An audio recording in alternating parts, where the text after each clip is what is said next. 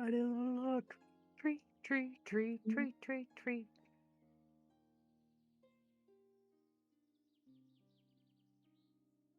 Oh my god! Okay, it's happening.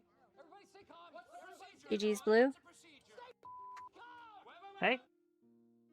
GG's, you got first. Oh yeah, because I camped it.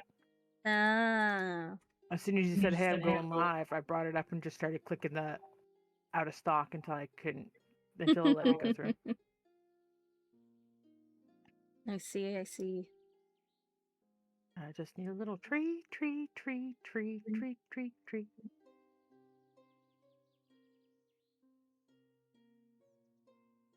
I gotta mute that site.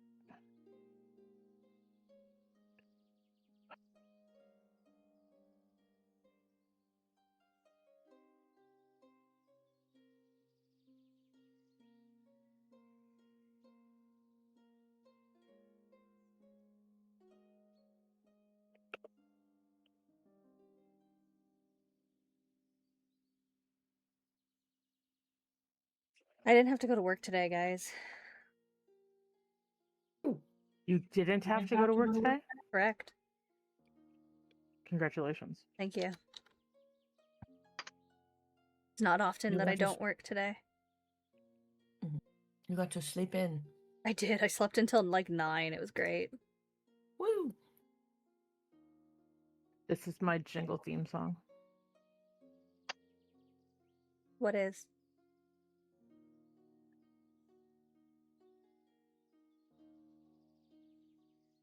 I posted in the Discord. Ah.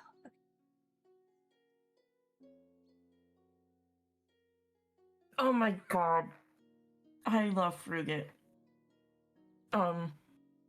It is very good. Bard It was really funny. funny. Hmm? Before I used to I'll wait have till... it. Oh, sorry, go ahead. No. You go first. Okay. So, for a while, when I was still at my mom's house with Mr. Pork, I had a treat routine for my channel. Mm-hmm. I had to shut it off since he's not here, so I don't want people to like give him a treat, and I have to be like, I can't give him a treat, he's not here. But Bard wanted me to take a clip from that song and make it play when people made that redeem, and I was gonna do it, and then the shenanigans happened, and I wasn't able to do it. But it's on my list of things I need to add to my Twitch. What you can do as well is you can make Rejected do it for you. Because that's where I got. You see, you're smarter than me. Yep. See, I do it in real life. I just show up behind Lemon and play that song and say, I need a treat now. I just need a little treat. And then we went and got bubble tea. Heck yeah. I see. Oh. Alrighty, ad break is over. Welcome in, everybody. How's it going? Hope everyone's having a great Saturday. Yes, don't forget to roll your d20s.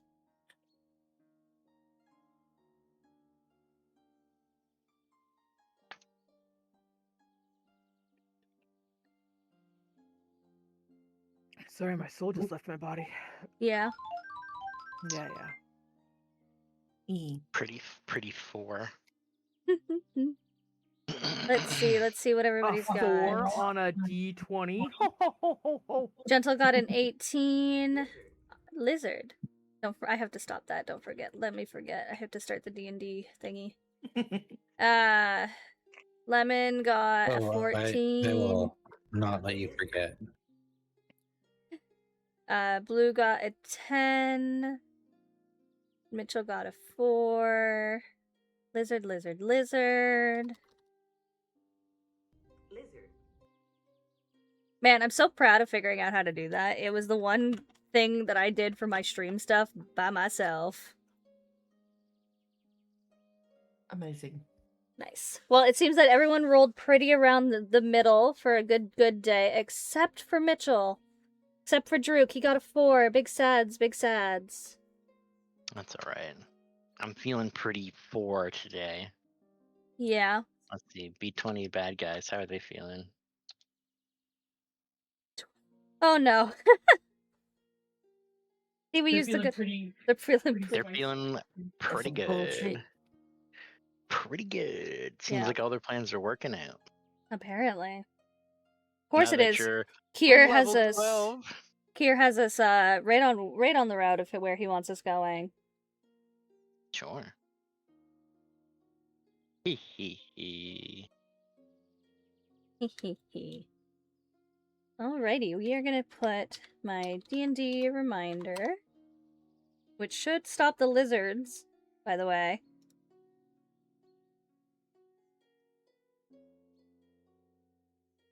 If I set it up right. Aha! Oh, I have the hiccups, by the way. Sorry about that. Alright, so once we switch over to here, which we're gonna do right now, bam, the redeems and stuff, don't use them. Just save them for next time. Gather those points. Let's see. I can't remember anything of what I'm supposed to do. This is fine. Let's see. I have a wonderful D&D cast. Let's see if I've updated it. Yes, I did. Beautiful. In no particular order, we have Blueberry Seal as Jingle, Claris as Flurry, Lemon Dingo as Sir Boris, and Gentle Catfish as Lena, as well as myself, Alucier, as Enodia. You can see all of our lovely characters up at the top there. And when our friends talk, our little icons light up, so you can see who is who at the bottom as well. And we have Druk, our wondrous, as always, DM. Yeah. If you want to catch past episodes, we have the YouTube channel, where I've been uploading things definitely totally on time and regularly. It's all over there. Totally just got the last episode up earlier today. Because I'm on time for things. But yeah, with that, we're gonna go into our recap. While I'm reading the recap, if you gotta get those wiggles and shakes out, go ahead and get those wiggles and shakes out. Grab yourself a little snickety snack, because we're gonna be here until we have the tow guy come. Tow guy? Mechanic guy. One of those guys. Mechanic. There we go. Mechanic man. Mechanical man. No guy just sounds like he's working on your feet. No. He wishes. Oh dear. Alright, I am going to go ahead and read the recap. I'm not going to read it all, I'm going to paraphrase it. A lot happened last week. So we start our day. Boris is wandering around town looking for Flurry, Enodia, and Lena? My goodness. Why did it play? Who used the sound redeem? Lizard. Oh, I see, it's blue. I made it just for you. So here's the funny thing. Here's the fun thing. Lizard. I already have one. Well, I didn't. So Lizard. Lizard. We start our day. Boris is searching for Flurry, Enodia, and Lena, and finds the trio. Flurry is in a tree. Enodia is in the training grounds, and Lena. Lena was also around the guild, I think. Jail. Yeah, the jail. Right. Lena was going to the jail. I still don't remember why. Hanging out with him, Nessa. Right. Yeah. Hanging out. Boris is speaking with a voice familiar, but it's not his own, because Boris doesn't usually speak in a language that people can understand. But speaking in this voice, they're ushered over to Igor's shop, where, entering the shop, we see a very upset Jingle using various book pages to wipe away tears and snot from their face, because, much to Enodia's horror, they are very good at absorbing the snot and tears. Flurry takes the initiative to step forward, speaking to Jingle, and explains that the contract was a very sore subject to them, as the last time they had a contract with somebody, last time a contract was involved, many people got hurt, and they apologize for how things were handled.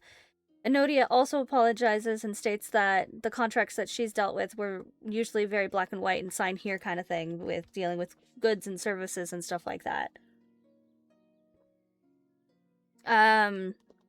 Flurry and Enodia fill Jingle, Boris, and Lena in on how Enodia is being blackmailed and that they couldn't let the council know, which had led to confusion and disconnecting with the rest of the party. Flurry and Enodia ask Jingle if they would be able to help with everything, and Jingle agrees, not because they need to, not because they, oh goodness, how do I word this? Jingle agrees because somebody needs to take care of the rest of the party, and they explain that they're not doing it for friendship, but because it's going to be fun. There we go. The conversation drifted to how the trio found Jingle, and it's explained that Boris was talking to them, which leads to confusion because Boris only speaks Ascended. As Jingle puts it, I can't believe that you guys are speaking Ascended. And it's like, no. Jingle, you are unfortunately wrong. We were not speaking Ascended. We can't speak Ascended. Boris was actually just speaking to us in common and using Igor's voice. And Jingle was calling everybody crazy, insinuating that they must have eaten some, like, bad mushrooms at some point. Before the conversation drifts back to the travel plans, and that unfortunately we can't kill Talancic yet. Because we need to figure out what Kay is plotting. Jingle makes plans to prank Talancic for snagging some arrows and heading out of this shop. Enodia and Lena stick back to inquire about Igor's spell of being able to make Boris speak to them through his voice. And he's like, I got no idea what you're talking about. I didn't do anything. I haven't cast any magic today. And everybody leaves more confused than when they got there. Lena and Enodia are going back to the guild hall, but passing by the grove, Enodia takes a pause and is like, I think I'm actually going to go see my dad real quick. Lena asks if she wants company, and she's like, no. Last time there was company, I didn't, nothing, it was kind of, he got really upset. Before splitting off. Lena heads back to the guild hall. Enodia makes it through the grove while being pestered every 15 steps about whether or not she needs help from the people of the grove, and she's getting a little bit annoyed and like, ugh, I miss my old camp. Nobody used to bother me about anything, and I used to be able to do my own thing. She makes it to her father's room and realizes that he's not having a good day. His mind is back before she was even born. And it's talked about how nervous he is about becoming a father and how excited he is, and talks about her mother, who she has never met, a little bit, and learns more information about her mother in this one conversation than she has in her entire life, which still isn't a lot. Enodia is very upset when she leaves and decides that she's going to cook supper for everyone. She's going to cook a family recipe of goblin pot pie. She cooks enough to feed an army or more, and she serves it to everybody. She notices that Flurry is not eating and pushing the food around the plate and pushing food on their plate onto Jingle's plate, and is like, oh, I'm so glad that you're enjoying the food. Everyone's so enjoying the food, and serves more. Before it's definitely shown that Flurry is pushing the food off their plate.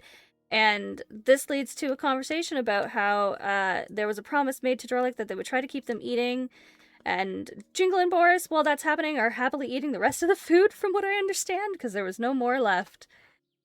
After dinner is finished, Enodia speaks up again about how Boris was speaking and was like, asked Igor about the spell, and there was no spell. Boris was kind of just talking regularly, and Jingle's like, nah, you definitely are on drugs. Lena casts Comprehend Languages on herself to actually speak to Boris again, and it's unclear whether or not Jingle understands that this spell is temporary. Lena asked Boris about what was going on, to which they responded that they had no idea what they were talking about. Lena gleans that Boris is keeping something from Jingle and decides to drop the topic for now. There's a knock on the door, which is weird because it's the guild hall and everyone's free to enter at will, so Enodia goes to answer the door to find Councilman Ned. He's there to figure out if everything is good for the trip and who's all going. It dawns on Enodia that she actually does finally remember who this man is, and that there were stories about him and the heroes. As somebody who helped them, it's confirmed that everyone is going and Ned leaves.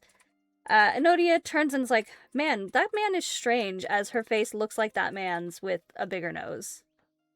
And that's where we left off.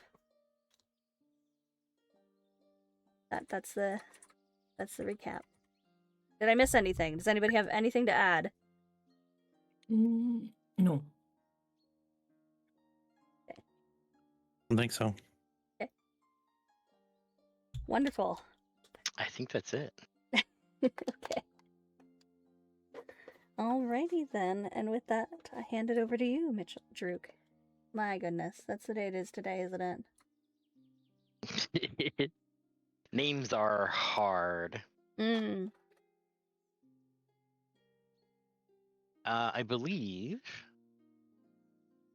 unless I'm now mistaken, I'm second guessing my brain. We left off allowing you guys to prepare for your trip. You were waiting for Sir Eric, Enodia's uncle, to arrive, and that would lead you out of town to your adventures on the road to wherever this place is. I believe this was the last chance for any sort of provisions and stuff. You had left some notes to the council members for rations and general road wares. But was there anything specific that you guys needed or need to do before the story progresses? I have a shopping list. Flurry Holy is gonna go. I'm looking for glue. Okay. If such a thing as itchweed exists, I'm looking for itchweed. I'm also looking for a healer's kit and cook's utensils. All achievable. Wonderful.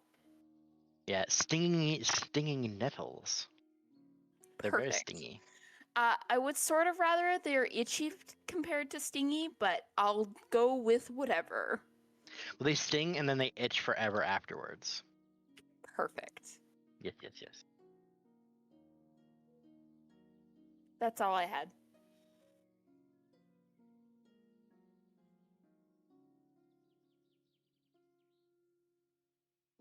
Enodia is just going to be getting regular travel rations and making sure that there's enough set aside for her little party as well as her uncles. She's going to leave the provisions for the other group to themselves. But she does send a little note letting them know that she will not be providing rations, and that's going to be on them.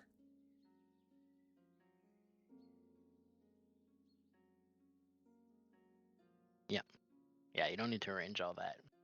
Shouldn't have to. Okay, doke.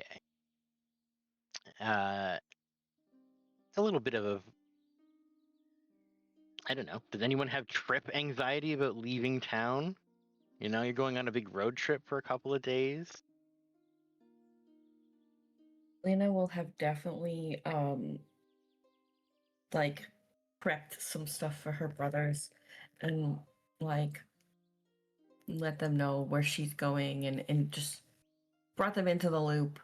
Didn't tell them all the other details of it, but being like, we have to go help some guys and we're gonna be gone for a couple of days. There's some I set some food aside that I made. But I know they're gonna give me like a look of like, just there's treats there too. Behave yourselves. I'm reporting to the fishing guild Yeah. that we're gone for a couple of days because whenever we're gone for a couple of days, they got a lot of waste. They don't need to. Or they need to adjust the quotas down. Yeah. Yeah. Yeah. Uh-huh. So when the Jindal and Boris go away for more than a couple days, I like to let the fishermen know so that they don't overfish while we're gone. Excellent.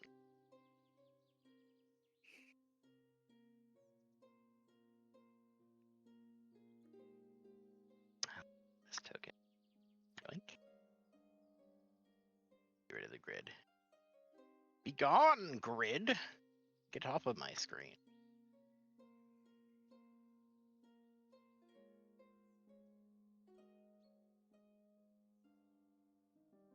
A little bit of busy work. Your bags are packed, and you send the notifications to the teams while you're kind of gathering around a older human man with a pack kind of slung over his shoulder, is looking through town, seeming to move with some purpose. And then kind of lights up a little bit when he catches Enodia. And it's like, this is quite a large city. Yes, they're doing quite well for themselves here since last you were, aren't they? Yep, that's words. I like that it still smells of fish. Yes, I suppose that does add to the charm of it, doesn't it, for you? Not a lot of fish around the woods. I suppose some by the creek, but hello. It's good to see you again.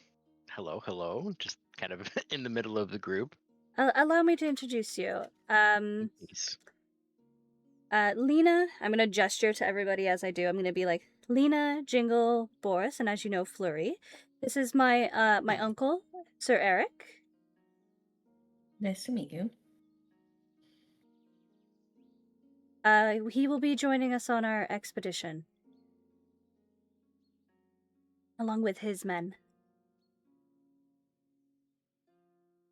I have diverted them around the town to regroup with Talansic's camp.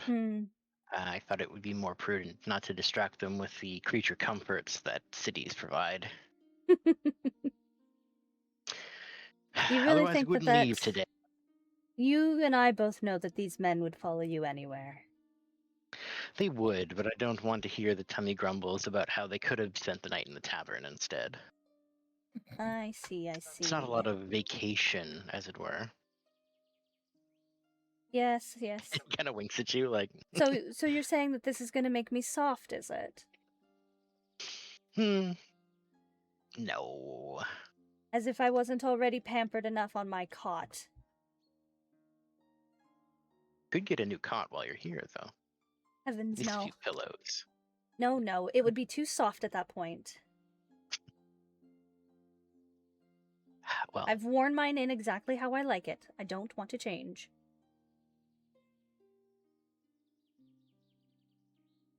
kind of smiles at you like, yep, I knew that was going to be the answer. Well, thank you all for coming along. What we're doing poses some dangers, but I hope with many hands it should be quite light work.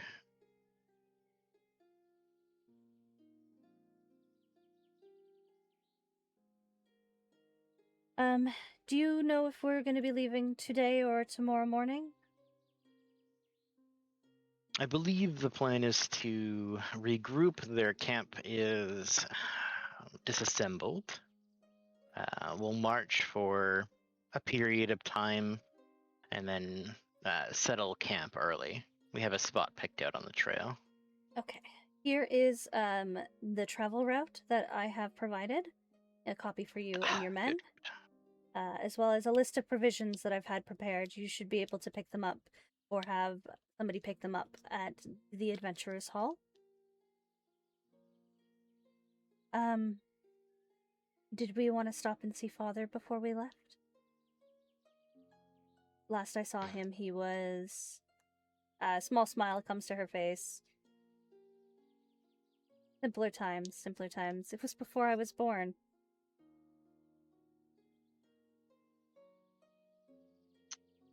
He sort of nods and Talansic's been visiting him as well.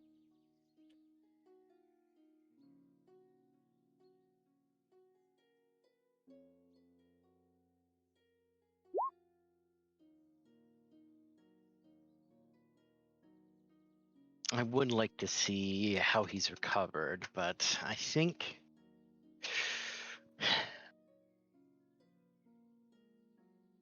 I've got the soldier's march in me. I think we continue trucking forward, and then when everything's settled, we can spend some time and I can prolong the visit more than a few minutes. I think that might be nicer. Very well. Is everybody ready to pass by the Adventures Hall, grab everything else that they need, and head on over? Yes, I think so. Nod. Mm-hmm.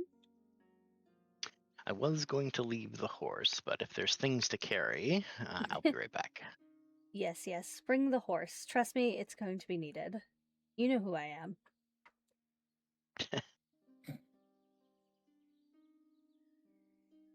He'll come back and kind of pack things up in a small sort of like tow behind wagon. It doesn't have any seats. It's more like a wheelbarrow kind of like configuration just on the back of the horse. Usually for like larger armaments or something that would be moved around. But he just kind of like throws it in the dinky trailer and walks alongside the horse. All right, let's be off. All right. Enodia's gonna hop inside of the tiny cart and sit at the top of all of the stuff that's in it. This is a very natural movement for her, and it looks like she's done this a gajillion times. Like just the feetsies dangling on the like Yep. bed of the flatbed truck. Mhm, mhm. She has little legs. All right.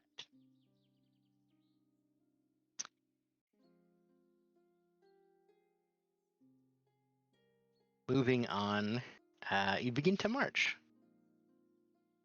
You're heading sort of northward out of town, climbing the little hill, looking at the windswept view of the water with the boats out in full view. Little dots of the city buildings kind of disappearing behind you as you head out of Saltmarsh.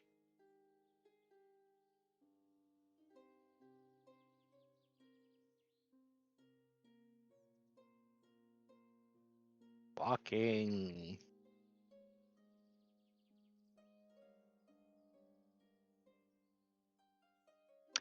Stop.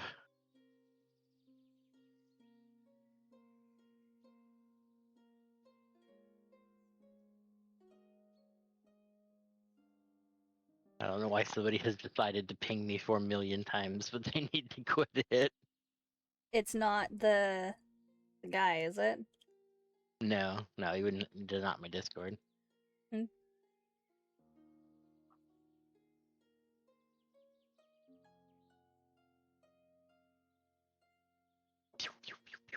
There we go. Jingle, give me an insight check.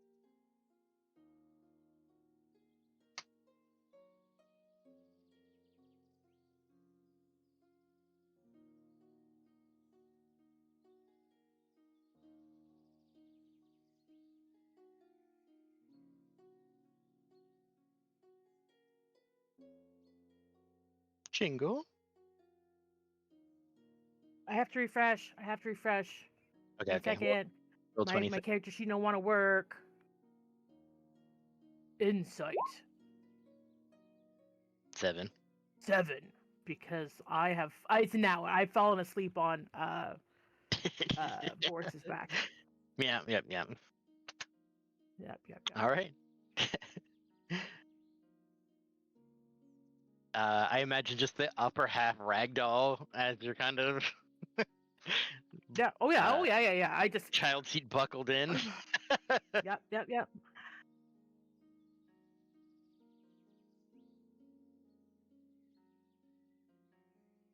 You should Boris give an insight check. Yeah, Boris, give me an insight check. I was like, Boris? Here we go. See when I sleep and Boris is awake. 24. You notice That's the nat 20. Look. Nat 1, nat 20. That's the way it's done. perfect rhythm. Perfect. The duality of boar and rider. Boris, you notice that as you're sort of walking, at first you think, oh, that's just kind of strange. But there seems to be an intentional placement as you're sort of walking down the road with the horse, Eric, Lena, Flurry. It seems like he's trying to keep you on his shield side. Or That's there's odd. some kind of separation that there, and you notice, he's kind of like trailing behind a little bit. There's sometimes that you come closer, but he's kind of watching you or watching Jingle. You're not sure. This is Eric. Yeah. I'm gonna like try and move over to his left side. Like you know how you can like as you're walking, you slowly move to the left. Mm-hmm. I'm gonna start meandering over to the left to see what happens. You meander to the left. He slows down a little bit to kind of let you pass in front of him. And then you notice instead of walking beside the horse on the left, he's now walking it on the right, kind of separating you from the horse, or you from the stuff, the things behind it, where Enodia is sitting.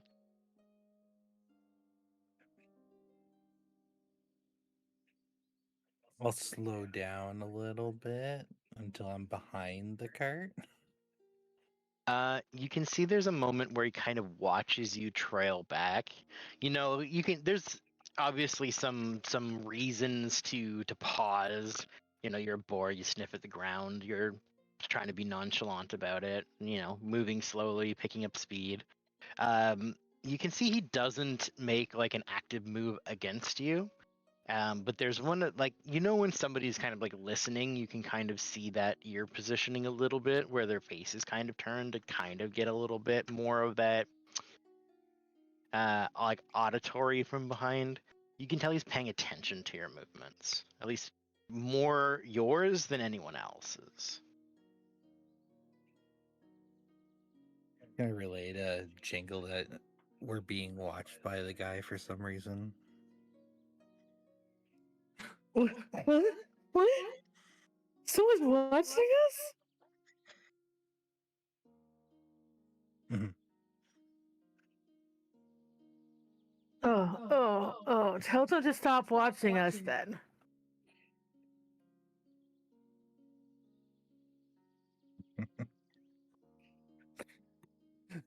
Boris is gonna walk up behind Eric and like kind of like butt him in the calves. Hey, stump that. Do it again.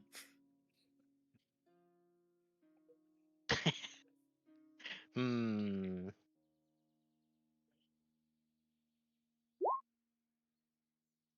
Does Enodia see any of this happening, or what's she doing? Yeah, well, while you're just kind of sitting in the back, you do hear like Eric speak and say, "Stop that," and Boris is kind of nudging, and he kind of looks back at you and is like, "Is this a wild creature, or is there? Hmm? Oh no, Is this that's Jingle's speaking? Is it a family. familiar?" Okay. That's Jingle's family. He goes by Boris. And she's just gonna turn around and ignore whatever's happening behind her. She doesn't. Boris, Maybe I'm walking here. I don't know which languages you speak, Uncle. They speak Ascended, or something like that.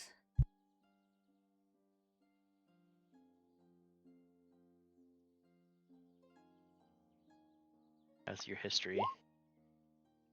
I am not familiar with Ascended.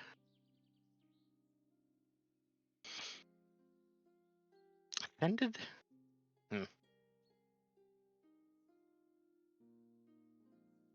I know a slight few words in goblinoid tongues, but I don't know this one.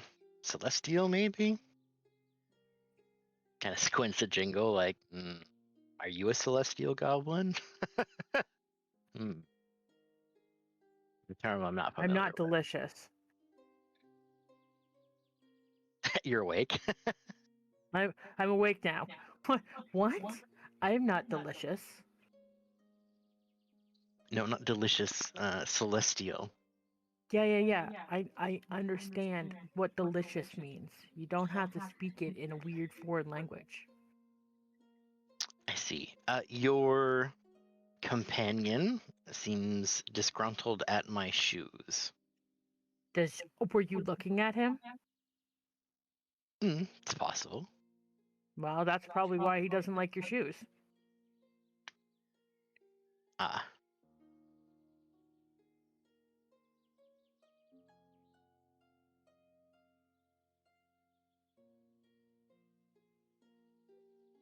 Horse is Very going well. for the bootstraps, trying to eat them. Nope. He's gonna hop up on the horse. Just like, nope, I don't have time to deal with this. All right, we're going to pick up pace now. Oh, you heard him, Boris. Tap, tap. Let's go!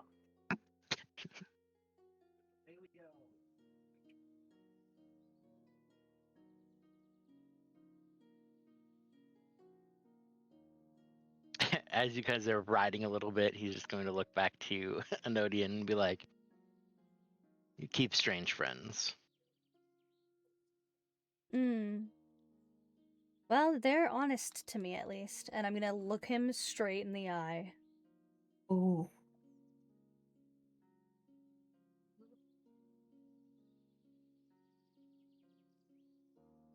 Anyway, as you know, Talantic is doing what he's doing.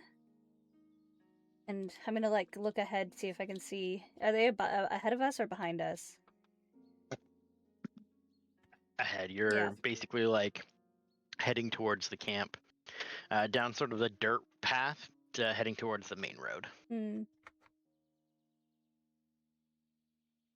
You know what's gonna happen when we get there.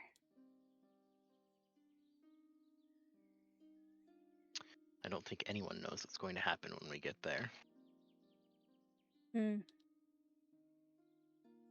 Lurie did tell you what would be found there at the reports. It's going to be awful. And that's assuming that nothing has happened to it since we've been gone. My expectations are already set to the bare minimum. I have the list of the missing. I'll do my job and keep track of the tags that we find. Flurry would snort, but make no other comment at Eric's. My expectations are already set to the bare minimum.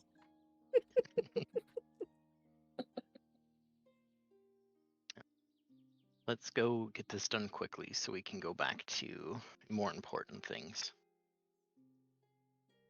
This is important, Uncle. Maybe not for the reason that we're going, but you know that. We have to lay these people to rest. We have to give their families the closure. We do. You know I always disagreed with the why not to go there and get the reports, personally. But we are not following a proper chain of command, and a series of not following the proper chain of commands. And I wish for Talantic to receive his closure so that we can get back to the people that need us. I'm not a keeper anymore. You saw to that. Proper chains of command. The only reason you're here is because he's blackmailing you by blackmailing me. We get this done. There's much we must discuss. We'll put this aside for now. I'm gonna hop off the cart and start walking. He doesn't slow down. I know.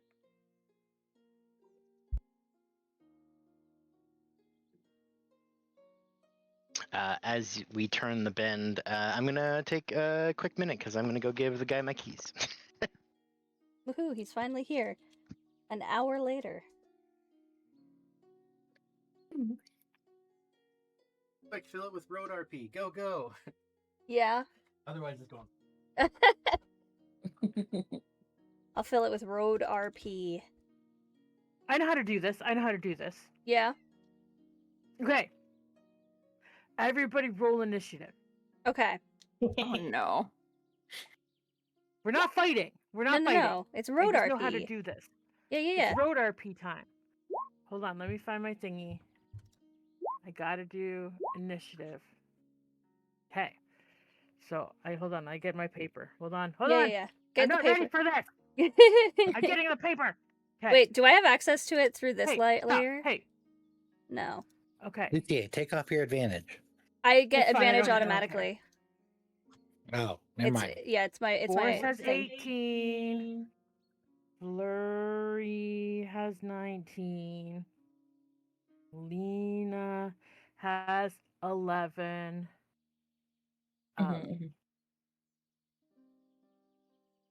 Enodia has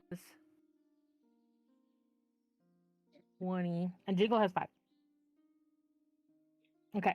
So Enodia has to ask a question to Flurry.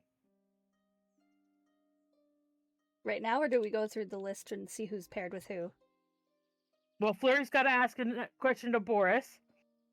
Boris has to ask I a think it's question to campfire Lena, times, but Yeah. on the road. Okay. but on the road Just because we're just gonna work walking. through We're walking. the And then Lena's initiative gonna have to order. ask a question to Jingle, which is fine, and then Jingle has to ask a question to Enodia. Okay. So Enodia's gonna start, and Enodia's got to ask a question to Flurry. Okay.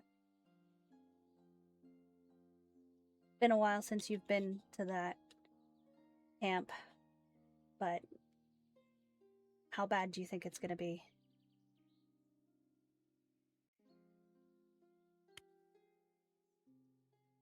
You thought I was coming to kill you, didn't you? And now it's been sitting there for a year. Yep. Yes, I did.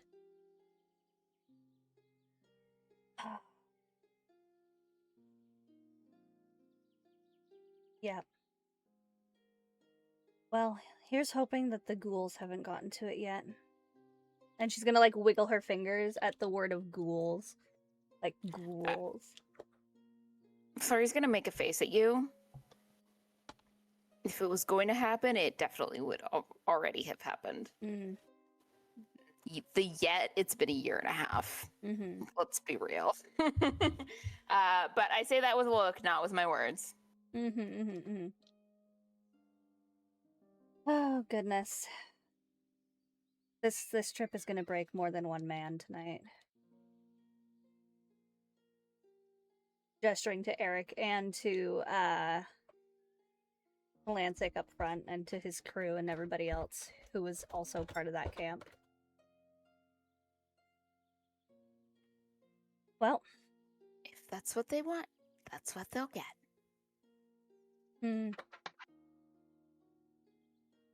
I suppose so.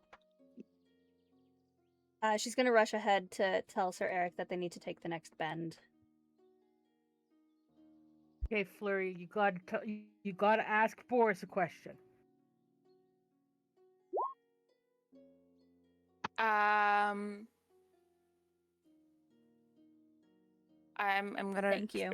drop back to where Boris is walking. I'm gonna say, Boris, what was wrong with that man's boots? Very, very seriously. Boris is just gonna look at you as he's walking, and then look at the road. And kind of continue trotting. And then continue just a little bit longer. Then look at you again and go, Tastu.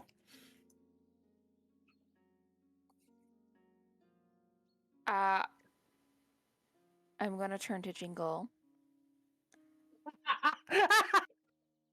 and ask if Jingle is willing to translate. Those shoes looked super tasty.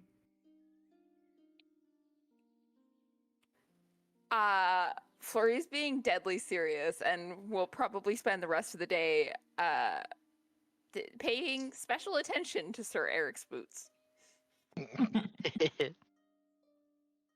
Okay, so Boris, you've gotta talk to Lena.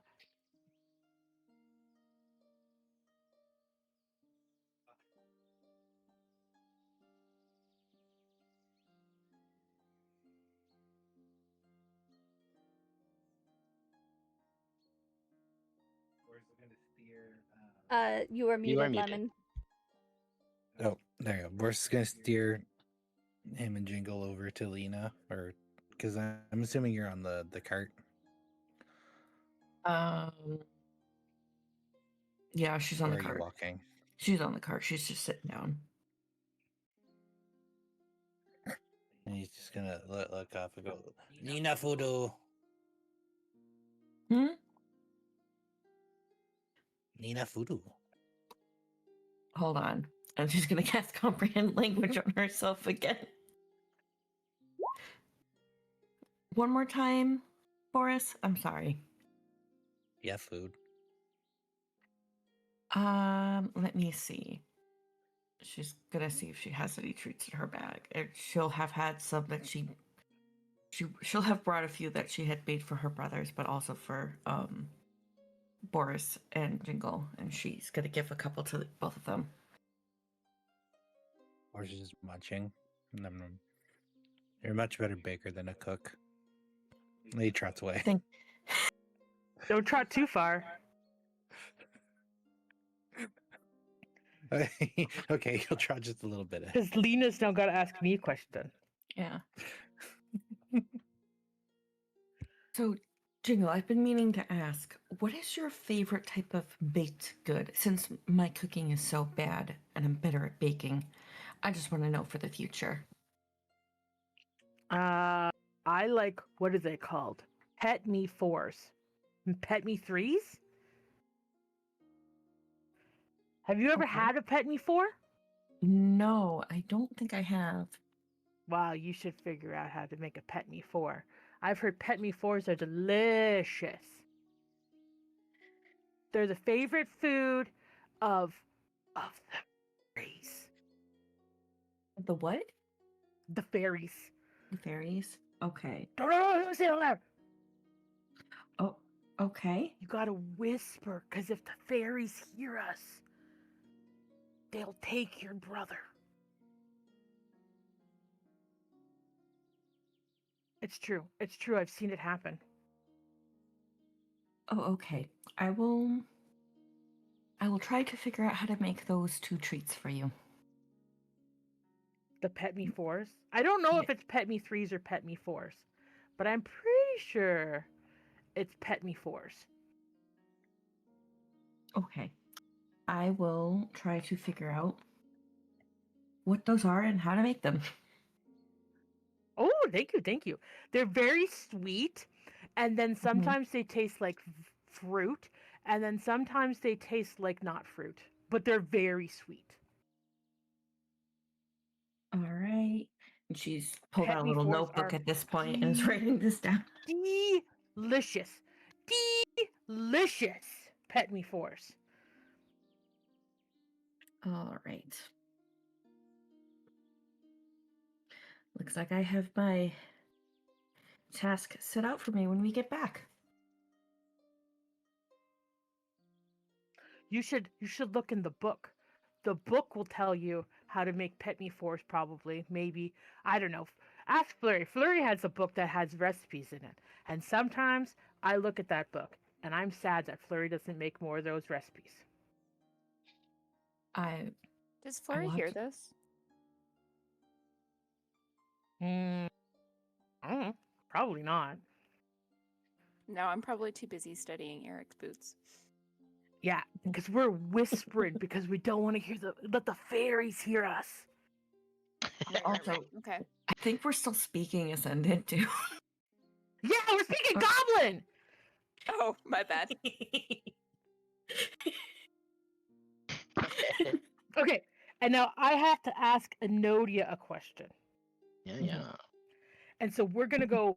I'm gonna like tap Boris, and we're gonna go wander up to Enodia. Trot, trot, trot. Trot, trot, trot, trot, trot. And I'm gonna look at Enodia and be like, so who's the one I'm not supposed to kill yet? All of them. You're not supposed to Oh. kill any of them. But you told me they're not civilians. Right, they're soldiers. But they, if you're talking about the one that's blackmailing me, the one that's being really mean, Yeah, Okay. that one. and she's gonna be like, okay, hold on. She's looking ahead. You see that one there with the big ugly hat? So, yeah, I see the one with the big ugly hat. It's the little guy beside him. I almost wanted to eat that man's hat. Okay, the little one beside the one with the big ugly hat. Yeah. Okay. Because you know, I have this fun little potion. Uh-huh. I have this fun little potion Uh-huh. that my auntie gave me. Uh-huh. And it's a good joke. It's pretty funny. Maybe he can sippy the tippy of my potion later. What does it do? Are you going to give this man cancer? I don't know what it Oh does. my god. No. I'm just. Jingle I'm, doesn't I'm have the asking, cancer is this the potion same anymore, potion do that... they? They have the other Three one, more of the cancer the love potion. one. Yes, I do. Yes, the I love have 3 more of the potion. cancer potion. Thank you. Oh, And that might be no. the potion I'm talking about, or it could be maybe we want him to become infatuated. What? Love potion. He falls so in love with Jingle and forgets his brother's wife and stops trying to blackmail Enodia. Oh, he's not gonna fall in and love with instead tries to me. blackmail Enodia He's gonna to get fall in Jingle to love with marry the him. ghoul of his wife. Thank you. Oh no. Yeah. Anyways. So Jingle, what does it do?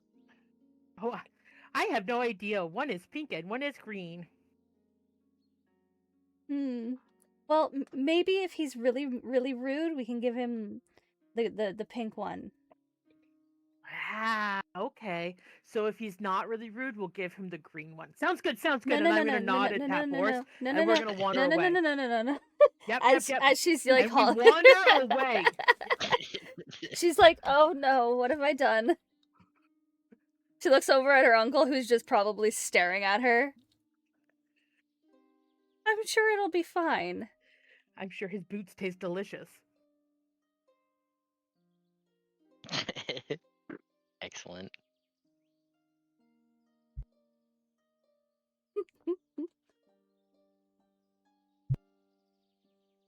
Squish you guys together so I can copy you better.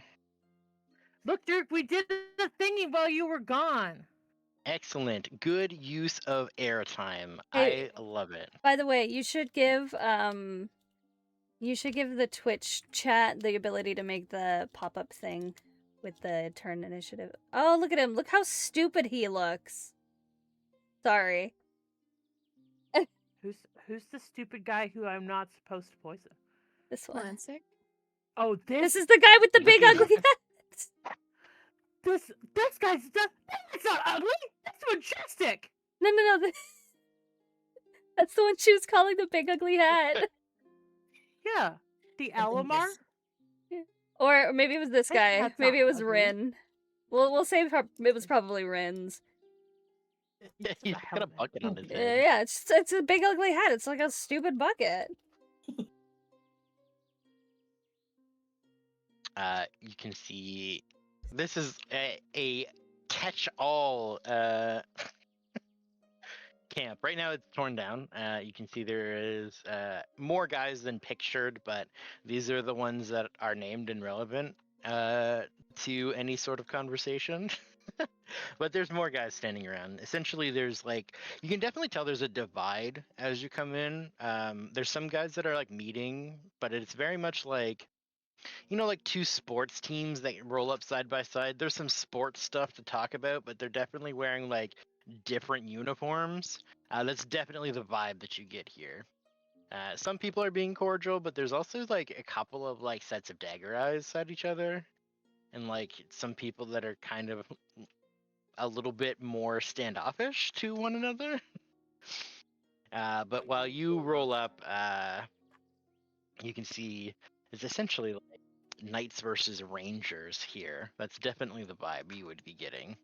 There's a lot more leathers and like natural materials on one side, and a lot more like forged steel and sort of like disciplined soldiers on the other. As we go into camp and Odia is still walking, she's going to be like straightening her back, pushing her shoulders back, like cracking her wrists, fingers, and neck, and be like, all right, taking a big breath, and goes and stands right beside Sir Eric and starts walking directly beside him.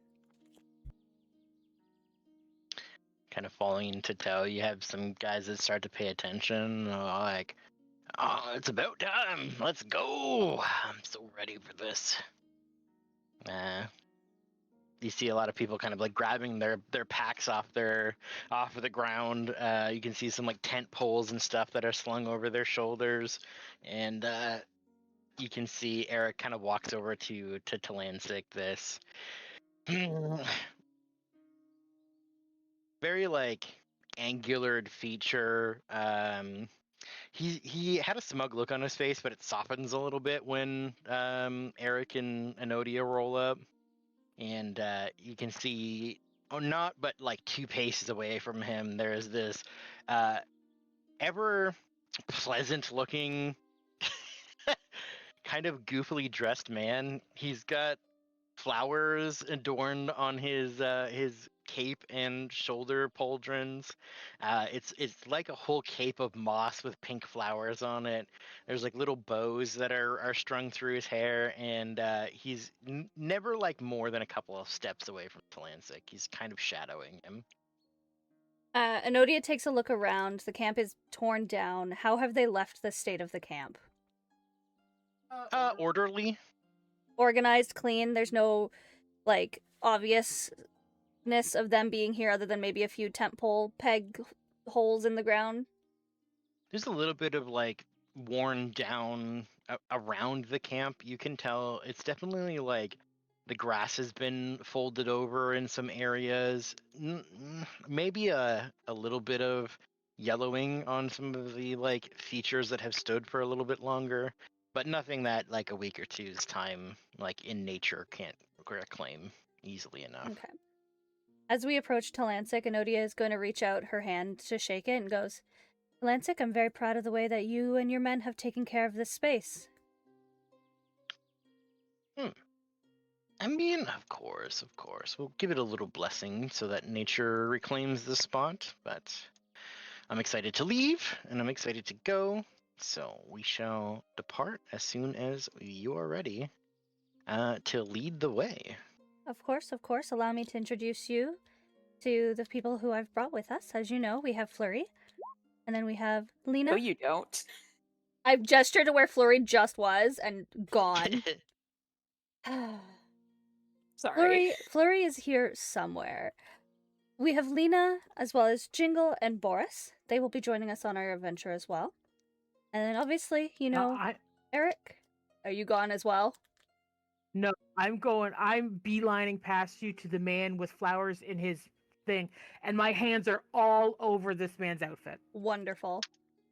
It's perfect because he's looking at Boris in amazement and is like, my friend, may I touch your majestic steed? As long as Most he doesn't light his beautiful creature. his tusks on fire, go nuts. His tusks light on. You will be my best friend. I know this. This will have to be. Hello, majestic Which one? man. Which one is this? The Elmar. man with the antlers and the cape full of moss. I'm all up in that. The biggest smile the whole time. He's like, you are a beautiful creature. Boris is just like head tilt, like, yes, I am. I'm Him and I magnificent. hand the brush over. Well-groomed gentleman, of course he is. Of course. At this time. Talansik is very distracted by Elmar, and he's just kind of like, stop it, man. We're trying to be cool. Anodia is also probably in the same train of thought of the, oh my goodness, I was trying to, like, look mature here, and everybody is, like, missing or... She kind of just drops her hand and it's just like a heavy sigh almost, like, alright. I suppose let them Yeah. have their fun while the rest of your crew packs up. Our troops here should be ready momentarily to head out. Did you receive the information for the travel path that we will be taking? I had my men review it. Ponzo is our navigator, and he confirmed that the plan, while not as efficient as I would like, is acceptable. It's the way that we can get there the safest and get there in one piece. You can see he kind of shrugs, but like isn't going to fight you on it. Yeah. All right. Let them finish up and we shall be on our way, I suppose. I'm gonna go sit in the cart. And she turns to go sit in the cart. She just did a lot of walking, guys. She's not used to this. And At you've this got point- 4 more hours of walking to go. Yep, that's why there's a cart. Oh. Yeah. From this point on, Lena will have her eyes. She will constantly be watching Talene like a hawk. And if he catches her looking at her, or that she's watching him at any time, she's gonna give him the the biggest, most friendly smile. But you can tell that it's a smile of, don't fuck with me, or I'm gonna, or things are not gonna go good. Because she does not like this man.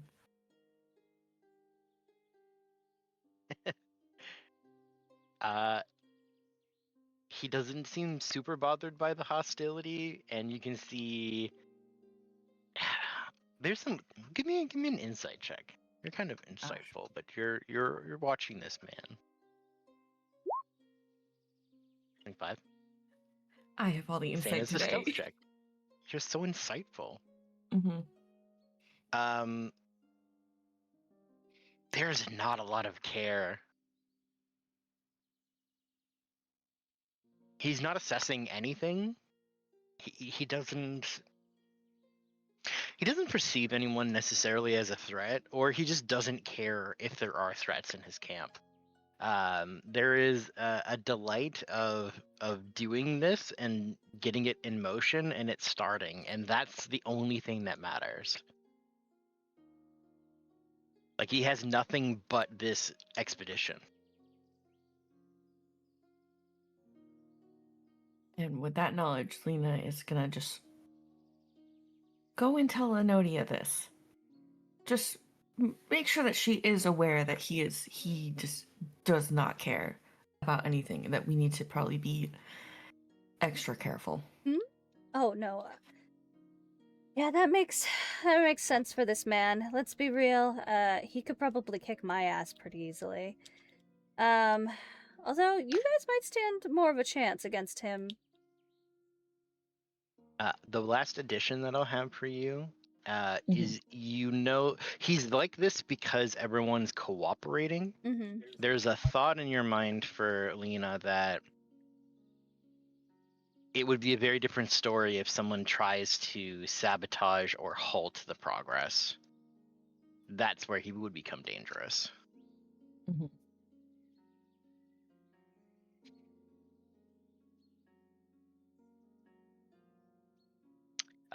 You see the group sort of packing up their materials. A gnomish fellow saddles up to you, Anodia, and plops on your cart and just starts swinging his legs. Oh, how do you do? Good to meet ya. Little scribe, right? The name is Enodia, and she'll stick out her hand. I like the nickname better, but Anodia it is. That one is not mine. I don't claim it. Not from him. And she'll not to toss her head towards where Talancic is. I mean, that's what everybody calls you. Who? I mean, everybody. Oh, I'm never gonna be rid of that one, am I? That nickname was not given in good faith. Oh, gotcha. It was given as an insult.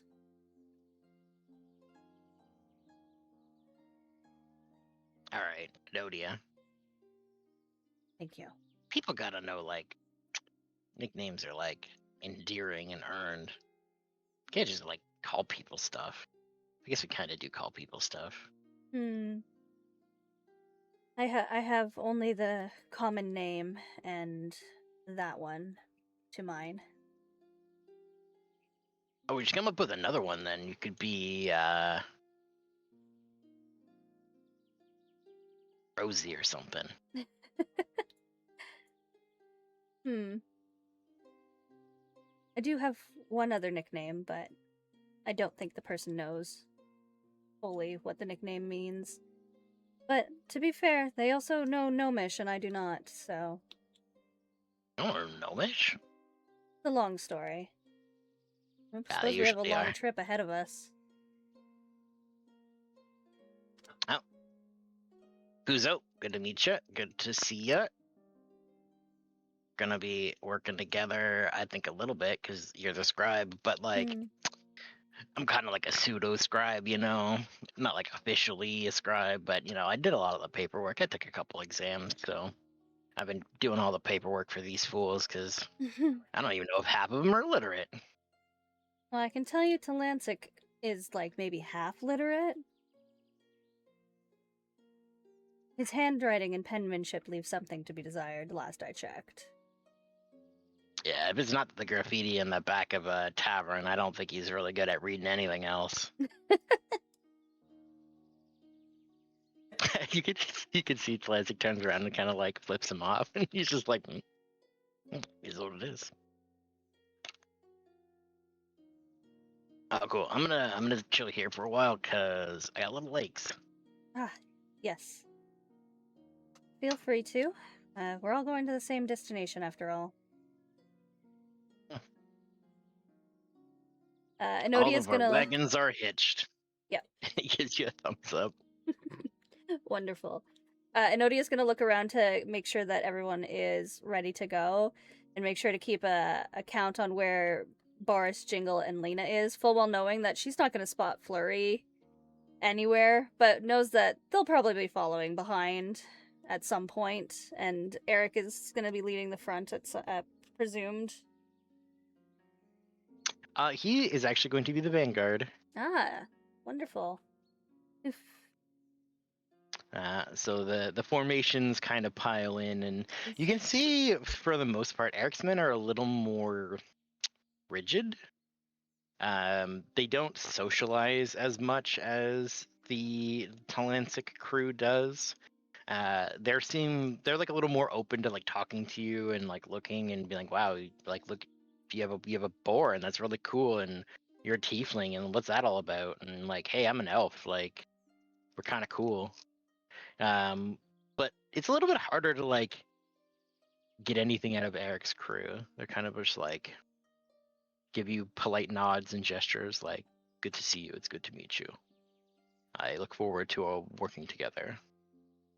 It's very like short, pleasant small talk, as opposed to like elaborate personalities. Some of Talancic's men are like that. Some of them do appear to be kind of like reserved or almost have like haunted kind of gazes about them. Some you see a lot of like consoling the other people that are there. Some pep ups. You hear like the murmur of conversation while you walk about, you know, I know we're going back to that place, but think about the end, the closure. This is good for us. We need to do this. Like it's that sort of comfort that you hear through the murmurs of his men.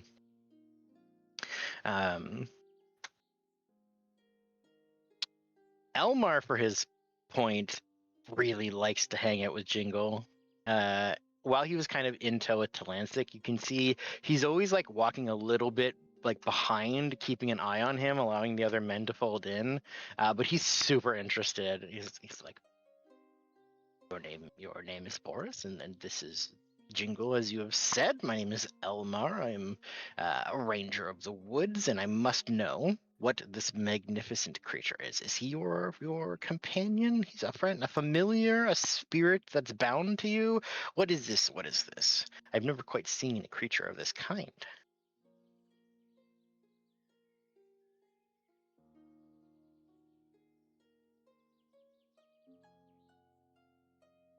No, he's not bound to me. He's just my friend. He's like a brother. We we had his tragedies. We had a little bit of a bad time, but it's okay. It's okay because we're better now. We've become ascended. He's my Course not ascended boyfriend. vigorously. Yeah. Can you not hear me? I got you. Okay. I don't know. Lemon's talking in the background. I don't know what the fuck Lemon's talking about.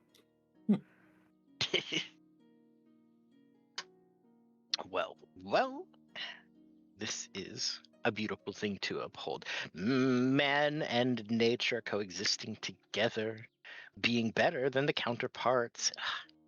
Excellent, excellent, glorious. And you take such good care of him. Yeah. Must be yeah, a he's kind just heart. a baby.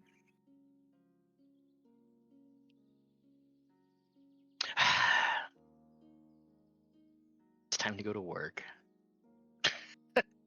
You see, he wants to like hang out more and talk about Boris, but he has to go and do something.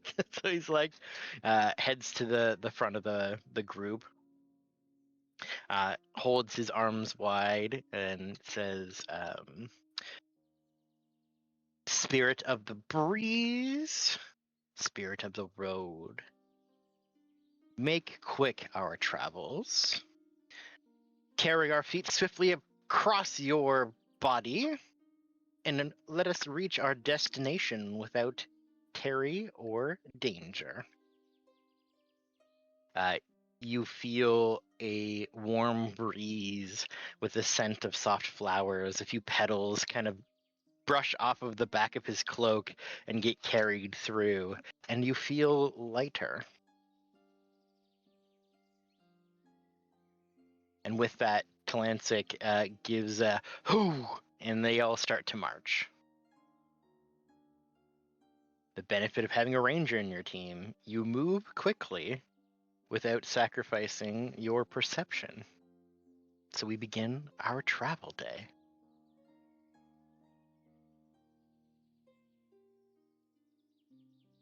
I need a party token. Flurry is definitely still kind of staying out of sight, but is very much with the group.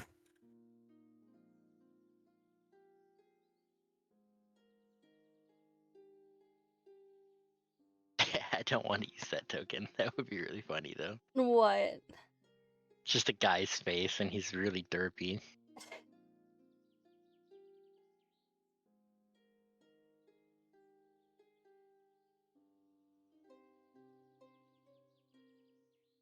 Oh, I know what I'll do. We'll do that. We'll get one of these real quick.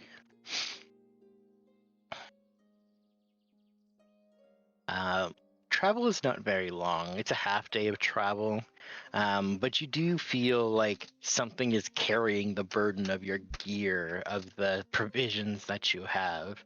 The mounts aren't as straining so hard, and even for Boris, just Jingle's normal kind of shifting seems to be lighter. And there's a few times you have to check to make sure they're actually still there. It's that magic that seems to be increasing the pace of the group that is just making it feel like everything is a little less weighted than it was. Stretch.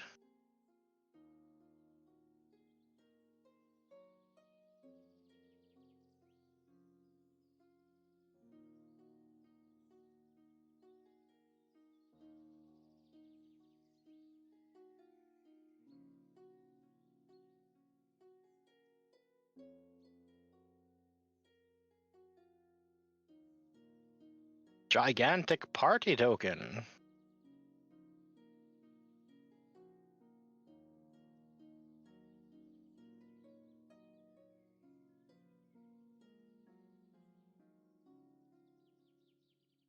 primarily following the path as it bends towards Seaton. You stop in kind of a open, well, mostly open field. Slightly off the road to Seaton, there's this little animal trail or hunter's path that continues, cutting sort of across rather than following the coast from Seaton to Red Shore. You're going to split off and then kind of swoop down, avoiding most of the forest's reach, but kind of threading the needle between Seaton and the woods itself, trying to avoid any sort of engagement with other like militant groups. But it seems like passing through these lands is not unheard of for custodians of the Flame Pact. They begin to first set up their banner to face it towards Seaton, so if anyone had interest could see the group that's setting up a camp here and know that they are of a friendly relation. But some tents do get put up as well. And you realize this is home for the night.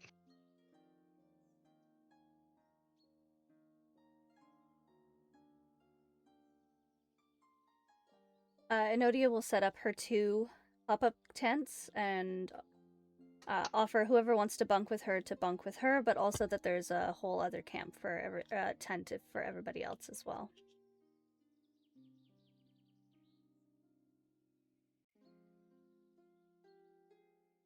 Me and Boris just sleep outside near the fire. All right, Lena, it looks like you have that other tent, and Flurry's probably going to be in a tree. All right. Is there any trees around? Is there any trees around? I don't know. Give me a perception check.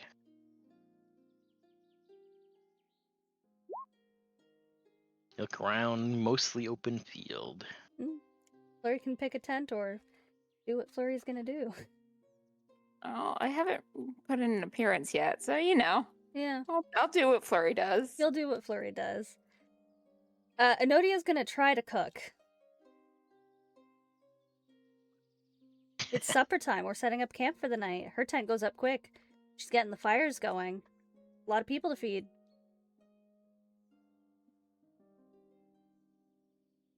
Jingle, Boris, do you think you could help with firewood?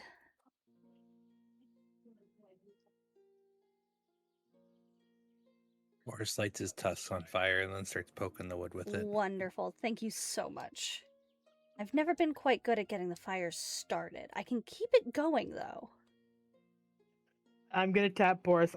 Boris, I think they meant collect firewood, not start firewood. I mean, this works as well. It did need to be started, and she's just giggling, like chuckling to herself.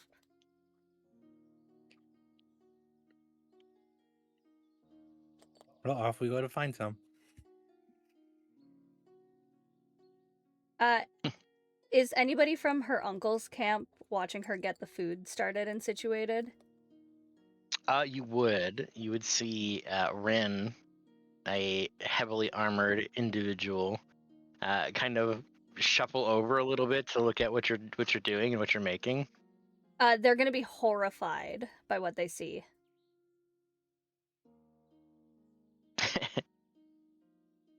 She What are cooks. you making? It's porridge, but it's black, and it has chunks of meat in it.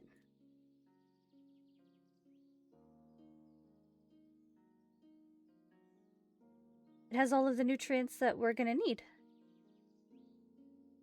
That's very practical. Although I did have some trouble procuring any like salt, so its seasoning is gonna be quite lacking.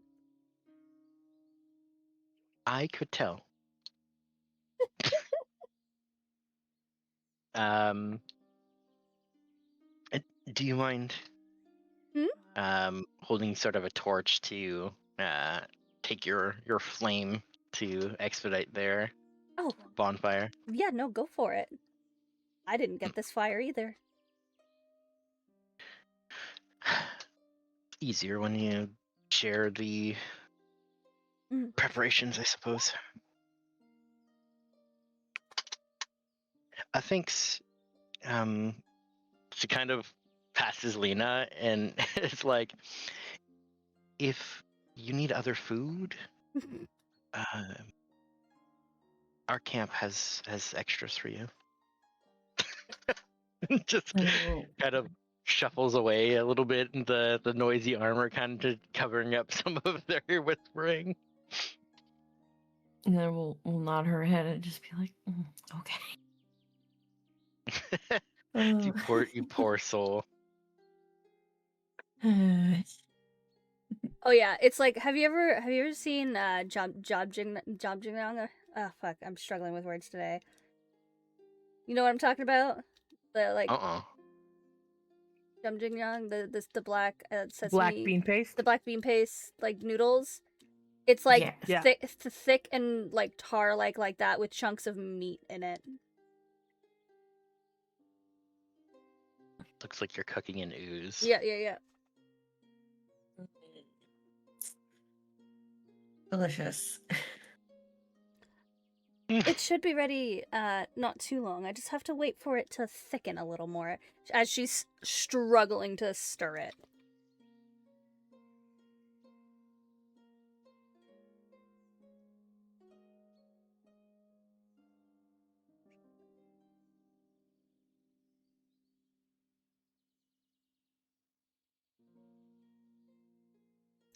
Camp, for the most part, is quiet the first day. There's a little bit of murmuring into the evening, some sharing of meals. You hear a few cheers from Eric's camp. Just kind of revelry as they're feasting. It's a little bit awkward with the group of you here looking at the camp dynamic. It is definitely like two sides that are cohabitating in this space, but they don't seem like they're really that related at all.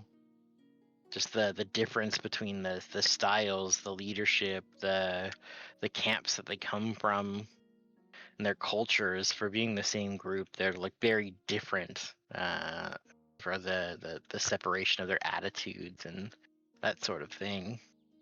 Neither is necessarily hostile or wrong to you, but they do seem a little like cold to basically everyone, where it's like they talk to you, but they're not like actively engage, like trying to like reach out to you. It's like that sort of like clicky office clicky how I'm struggling with words, like an office party where it's like, you know, the teams have all fallen into their own chatter about the things that they do, but they're not commingling very well. That's what I'm just trying to say. Mia's gonna mumble. This reminds me a lot of when I was in the army. It's very similar. Anodia makes a mental note that if things are as quote-unquote awkward tomorrow, that she's gonna get very disgruntled at both Eric and Talancic, because she knows that this is not conducive of going to fight in a big fight, potentially, and trusting the men around you. And they should know that, and they should be pushing for people to interact a little bit more. But she'll give it one more day, see if they smarten up on their own, or if she's got to scold them. Oh, okay. Jingle. You smell a flowery scent kind of creeping close to your camp. There's something else. It's florally, but it's juicy. Some kind of meat. And you see kind of like sneaking around the tent and plopping down beside you, pulling up a little stump. Elmar comes and joins your little campfire.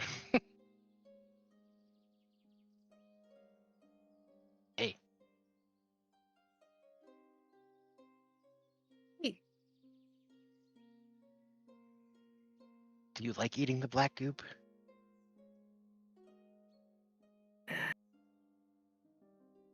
I've been told it's very nutritious.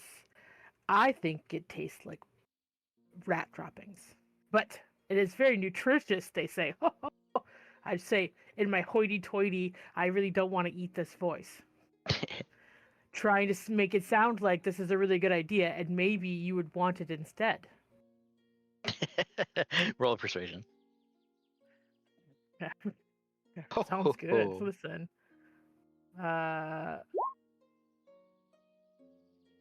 He looks at it, and it's the first time you see the smile go off of his face, and he's like, no. I wonder if that would burn the floor. If you put it on the floor, would it just sometimes... kill all the grass around it? I don't... No. You see, what you don't realize is it's actually building material. Here. Enough of that. You can pave a floor with it. He hands you sort of big, blocky, almost like square meat skewers. It's got like basically two big like little slabs of meat with a couple of like veg in between, and you can see like rosemary and that sort of very flowery scents on it for herbs. And he hands you a skewer, and then kind of like it's now you're noticing like there is a man in your camp that has wandered in, and he's like, here, one for you, one for you, one for you. I'm just bringing provisions, sharing supplies as it was. And he winks at Enodia to like hand one over. He's got the four of you around the campfire, and he's just joined you. Enodia's eating the black goop with no problem. She's used to eating the black goop. But she'll take the meat skewer. She's writing in Gutenberg with one hand, and she's like, thank you. And she'll just take it and dip. She's gonna dip it in the black goop before eating it. I'm gonna look at Elmar and be like, I'm sorry. She likes to pretend she's writing in that thing, but she doesn't. She's not even got any ink on her pen. She has a huge smirk that she's trying to hide on her face with that. Yes, of course. I like to pretend that I'm writing. It's a scribe habit. Yeah. It's yeah. She got kicked out for being a scribe, but she still pretends to scribe things. Yeah, I know, it's so silly. While Jingle is talking to Elmar, Boris has eaten Jingle's skewer. Oh no.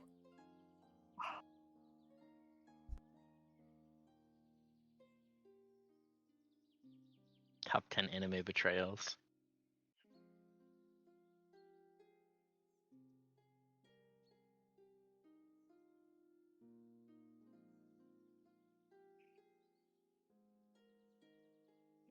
Well, if you'll excuse me, and she's gonna stand up, I do have some things that I have to take care of before we settle in for the night. Yeah, no problem. And you'll see that she gathers another bowl of food and heads off towards where her tent is. See, Elmar kind of watches her walk away, and he shakes his head like, scribes, they're always so practical. Enodia is gonna go into her tent and then sneak out the other side of her tent so that she's outside of the camp. And she's gonna walk a little bit away before she just starts like whisper yelling for Flurry. Like, I know you're here. After all that, you wouldn't just leave.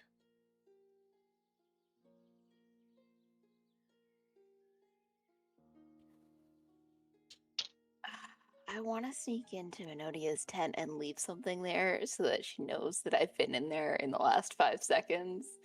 I don't know. Is there any chance that I would have some of the saltwater taffy that I made with Jingle? No, Jingle got all of that, right? Yeah. You wouldn't want it anyways. Yeah. Oh, no, but just like a thing so that Enodia knows that Flurry was there. Let me think. Can I find like a flower or something that's like in the field? Sure. Perfect. I'm gonna sneak into Enodia's tent, leave it there, and then sneak back out. But I'm as not going she's to respond to Enodia. as she's like hollering for you, cool. Yeah. She's gonna like she's gonna stand there for like another couple minutes before she's like, fine, well, when you're feeling up to it, I expect this bowl to be empty. And she'll just leave it outside the back of her tent before sneaking back in.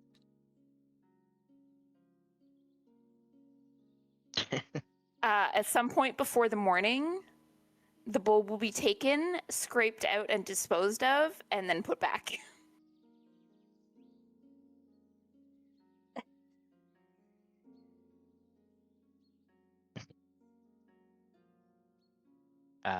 With the remaining three, Omar is going to kind of watch Enodia leave and then kind of shrugs, scribes.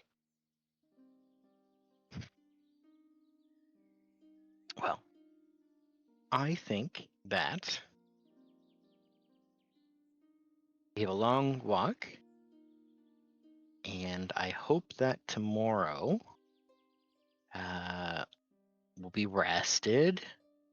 But I wanted to show you my best friend.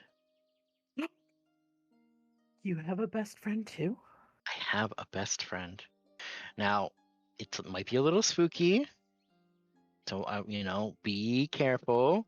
If you're jumpy around magic, I understand, but he's just excitable, okay? Okay. All right, boy, come on. You see when he claps his hand, a little bit of the smoke from the fire kind of reshapes and forms as like a shape runs through this like really like cucumber lime green figure starts to kind of come into shape, and running towards him is maybe the oldest sheepdog you've ever seen, but not a corporeal one. Semi see-through with this light green texture. He pats the dog, and you see him actually ruffle his scruff and actually interface with this spiritual apparition. Does Lena see this as well? Mm-hmm. Lena's eyes are gonna go wide, and she's gonna get a big old happy grin on her face, be like, "It's a ghost puppy." And at this point, Lena's gonna come over and be like, "Can I pet your dog?" You would love that. Yes. Come here, Buster, go. And he kind of runs over to you, big sloppy hand kisses, and just sits beside you, ready to be scruffed. I'm so sorry, Lena's guys. gonna Can I go- pet that dog? Yeah, Yeah, exactly. that is exactly what I mean. It was like she's gonna give him the best like scritches that she possibly can, and she's gonna sneak him a treat, and then just give him more scritches, and the whole time she's gonna have the biggest smile anyone has ever seen on her face be on her face.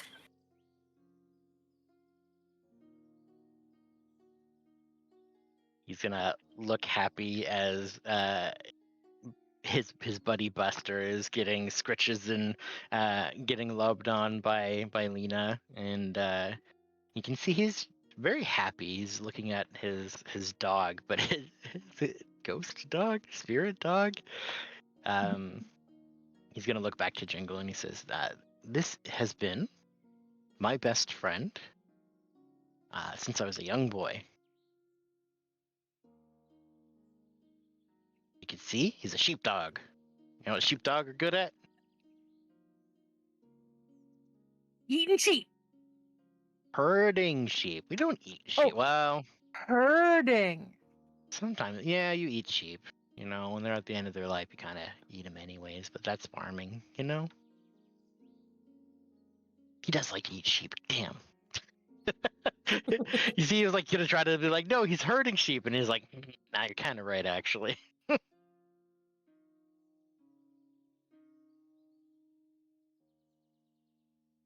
You know, it just goes to show.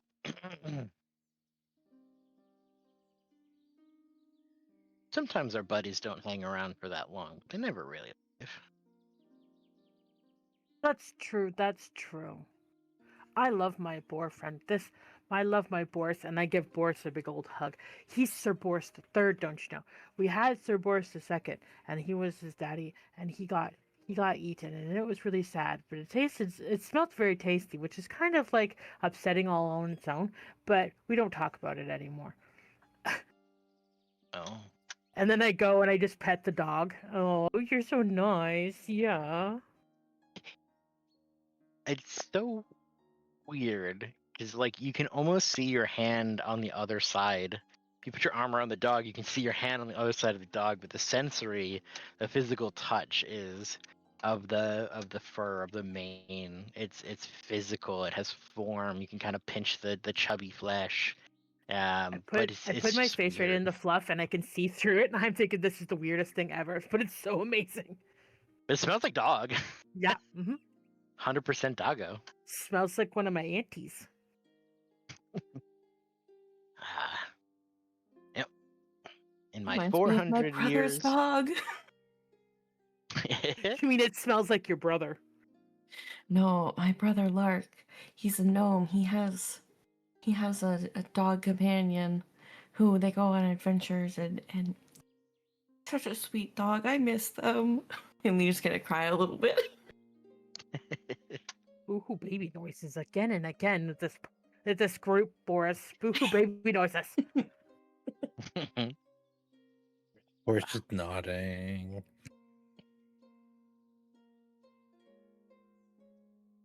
Buster's been my buddy for a long time. So and I see other people, other folks with their buddies. I don't know. I get a little sentimental. I think it's nice. Yes, Buster is such a good dog, such a good boy. And Leo's gonna start giving him lots of scritches again.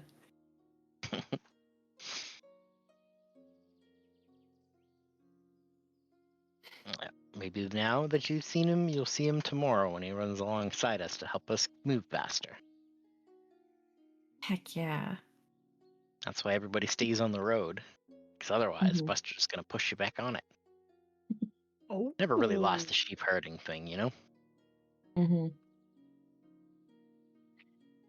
He's a good boy for doing that. Keeping us safe and helping us move fast. What a good pupper. What a good dog.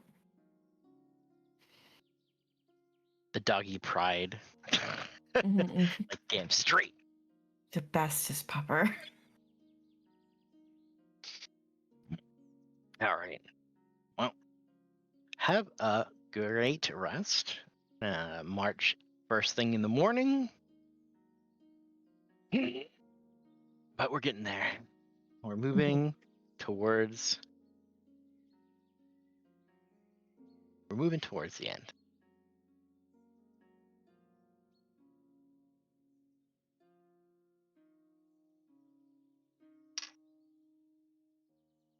You see the smile on his face fades for a minute while he's kind of thinking, and then kind of claps his legs and stands up.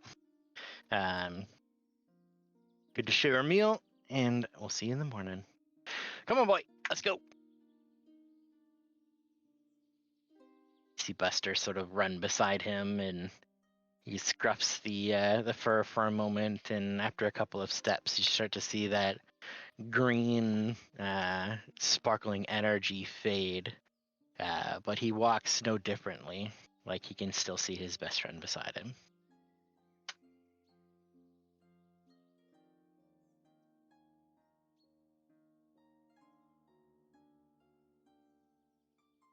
I'm gonna cuddle extra close to Boris tonight.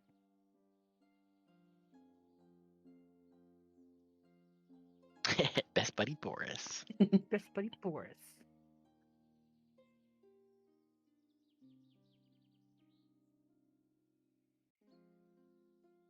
Who's not a morning person?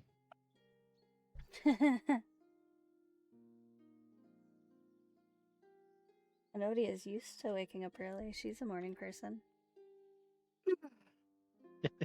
Flurry also wakes up early, but doesn't like it.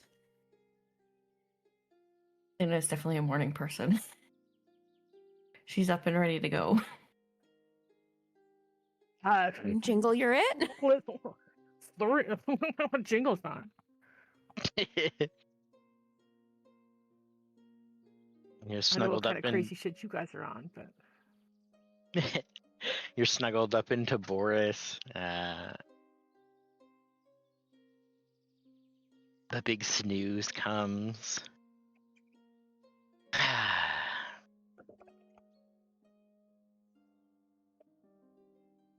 Your eye creaks open because there's sound of stakes being pulled up and camps being torn down and conversation of many people moving, and your eye looks to the sky and the light's not even out yet.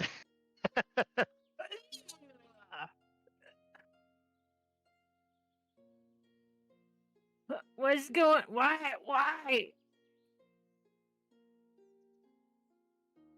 What is wrong with you people?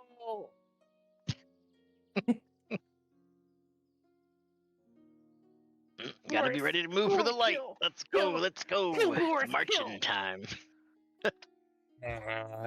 Jingle, if you and Boris would like to get a little bit more rest, you could hop up into the cart.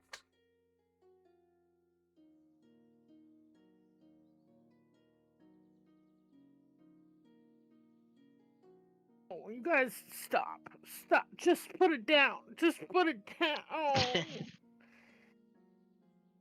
Enodia's gonna gesture for Jingle and Boris to get into the cart, and then she'll have like the top tarp of her tent, and she goes, "Come on, I can make a dark spot for you." Boris is trying to jump up into the curb, but can't make it. Too tall. I'm gonna tuck myself under Boris and push his big old butt up, and then we're gonna crawl in the cart underneath the tarp. There we go. Is there snackies in the cart? There can be snackies in the cart. Good, because I'm already eating something from inside the cart, and I just hope it is a snacky, but I'm too tired to notice if it's not a snacky. Alrighty. We will wake you up when it is time for our first stop for breakfast. Okay. And then she goes back to tearing down the rest of her tents. DM, I would like to make some bolstering treats, and I would like that to be what Jingle found in the cart to snack on. Oh. Bolstering treats. What snackies are there then? When I finish a long rest, I can cook a number of treats equal to my proficiency bonus. I have ingredients and cook's utensils. A creature can use a bonus action to eat one of those treats and gain a number of temporary hit points equal to my proficiency bonus, which I believe is 4. Mm-hmm. Yeah, I definitely left a couple of those in the cart for whoever happens to be in the cart and eating snacks. There you go. Get very nice flurry snacks. Num num num. Then yum yum. They're like little cookies. Like maybe there's a chocolate chip cookie and but it's like it's fun, so it's got like M&Ms in it or something. Oh. You can have 4 temporary hit points each. Thanks. Is it based They off of last how many until you finish. cookies? No, so it's each cookie gives 4 temp hit points based on proficiency bonus, and I think that's what you guys are at right now. Yeah, but I'm like at 4. So I made 4 treats. I left 2 in the cart, and then Boris and Jingle each have a cookie to find in the cart and snack on. There. Temp hit points last until you finish a long rest, so the first 4 damage you take, you don't. Nice. Love to see it. I definitely got the recipe out of the recipe book. Perfect.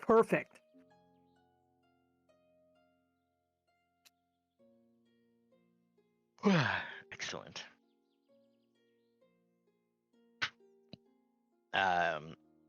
As Elmar is standing at the front, Eric will join him, and while he begins to recite his his spell work, the prayer to the land and the wind to allow your fast travels. Eric is going to say, thank you for all being here. We have a day of march ahead. I believe there should be no threats, as we are far from the forest's edge.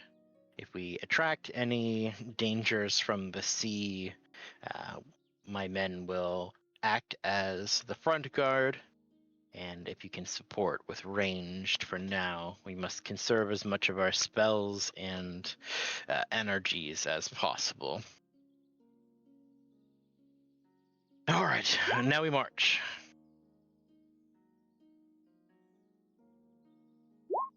And the accompaniment of people begin to move. You can see the early hours of twilight, the golden rays bringing in your sleepy morning. You march for a time, and while not doing full setups,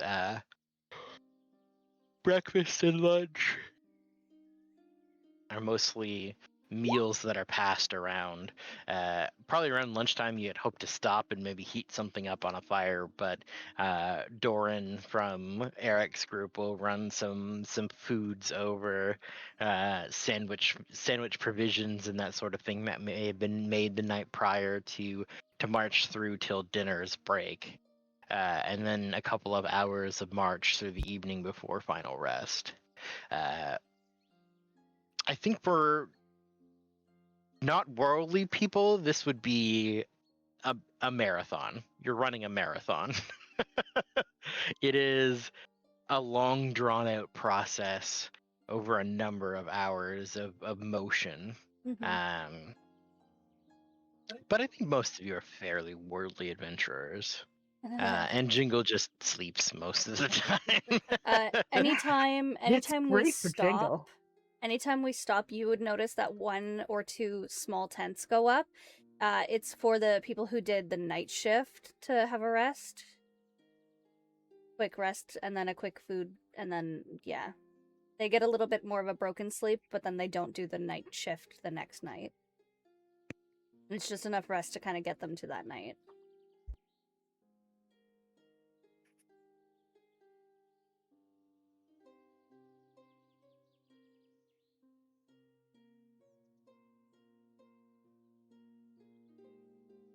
As you're mostly in civilized territory, you're on the outskirts. You're basically going to end the day reaching kind of the border of the next road.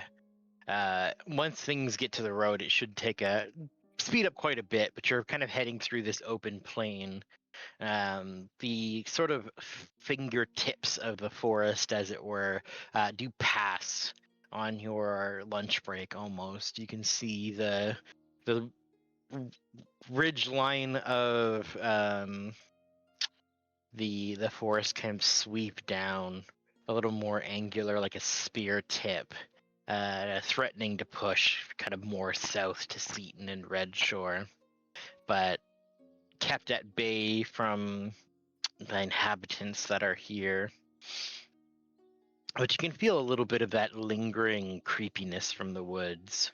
There are times that people look into it and begin to see something, some more tense moments as going kind of from Saltmarsh, you're getting closer and you start to see some of that speciality return. You can pick out the scouts and the people that are meant to look for threats as their attentions are solely like on the woods while you pass by.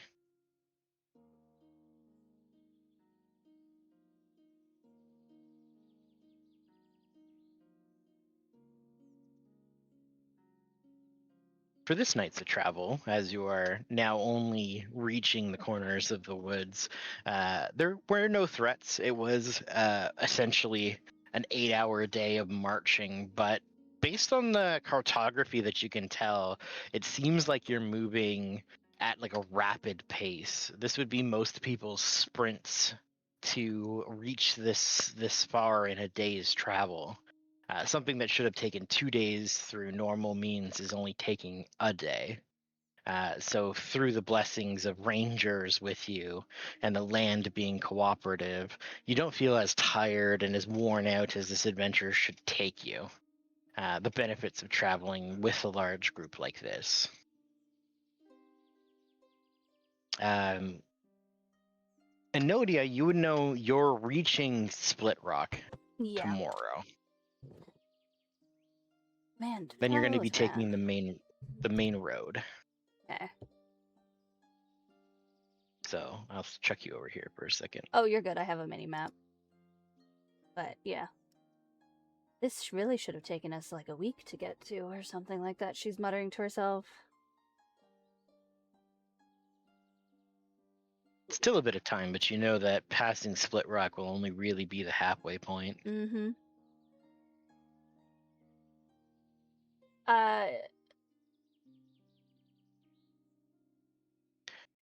As you come into camp and begin setting up,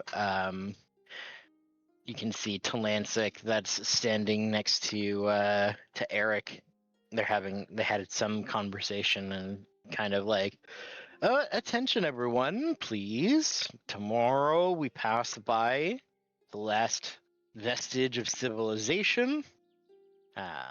Some question has come up whether we should stop in Split Rock or if the distraction is not worth the efforts. Does anyone need to stop in a place for last minute provisions? How are our supplies looking? And kind of gestures to Enodia. Let me double check. And she'll go to check the cart where Boris and Jingle have been sleeping. DM, how many of the rations have been eaten? I think you're smart enough not to put all Jingle in the rations area. I don't know. It was pretty early, but yeah, you're probably Yeah, they're right. like cookies. They're fine. Yeah. I mean, it wouldn't hurt to get a small stock up, but we are traveling quite a lot faster than I had anticipated for food-wise, so... We should theoretically be good. On our end.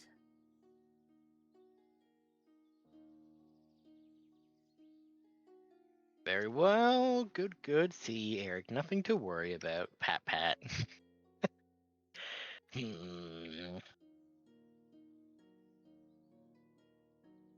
Enodia is gonna walk over to the two leaders, and she's gonna talk to them before we head out. She's gonna walk up to Eric and Talancic, and she's like, I need to have a word with the two of you before we head out to continue on. Absolutely. We should always consult our scribes. Yes. And she's gonna take them off to a section while everybody else is kind of just taking a quick breather and maybe like a snack break and water break or something. So, as you two know, the best way to fight and travel with people is to trust those that you are traveling with and fighting with. Now, that being said, we know the circumstances that got us here. We know that that's not going to be completely possible for us. For our men, and she's going to turn to look at everybody, they need to be able to trust that the other groups are going to have their back. And they won't be able to do that if the camp times continue as they have. There needs to be more mingling. There needs to be more getting to know the comrades that they're going to be fighting with. If one of Eric's men and one of your men, Talancic, get up against something and they're back to back, they need to trust that the other is going to have their back. And as it stands right now, that's not going to be the case. They won't even talk to each other more than simple polites. Two of them look at each other and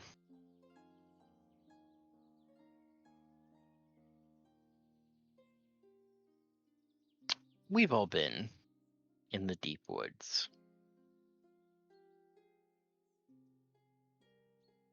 when things happen,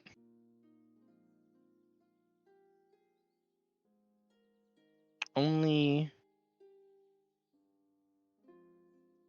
the men of the banners that match yours are the ones you can trust.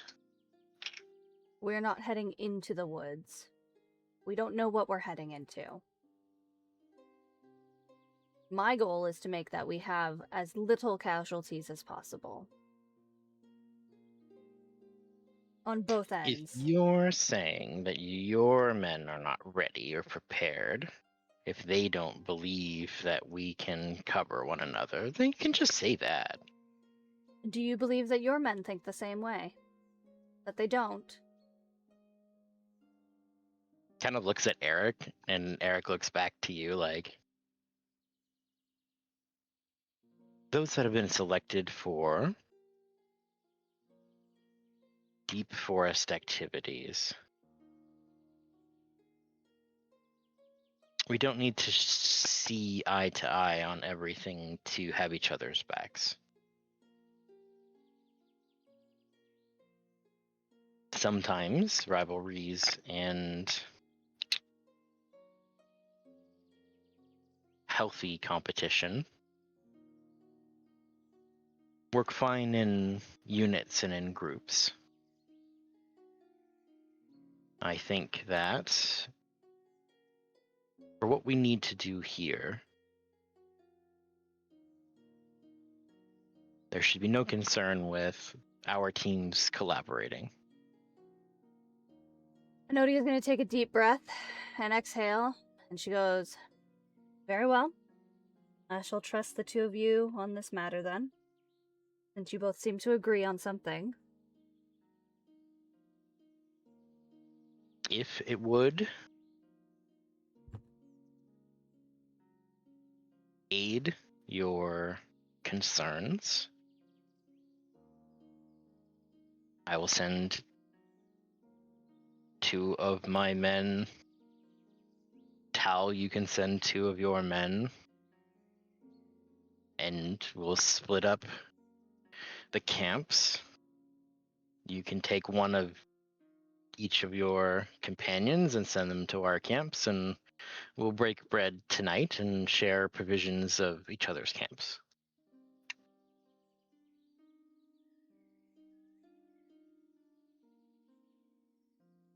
Enodia's going to turn to Tell and be like, "Do you agree to this? Would you rather not?" He just shrugs like, I don't care. That's fine by me. All right. And I suppose I will see if I can get 2 out of my companions to go visit your guys' camps. And that way we can all kind of get to know each other a little bit more.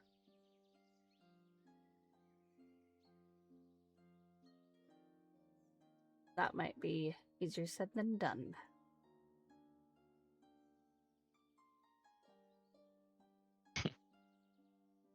You can see Talancey goes to say something, and Eric just shoots him a look like, don't.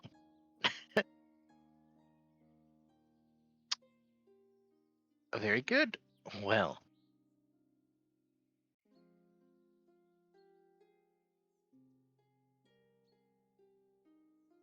Have good meals.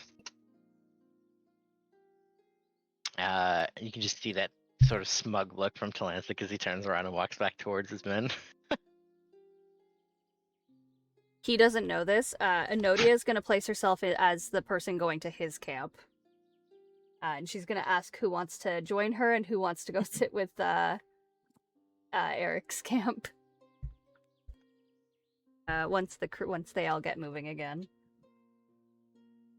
You see Eric kind of pauses for a moment, and he's just like,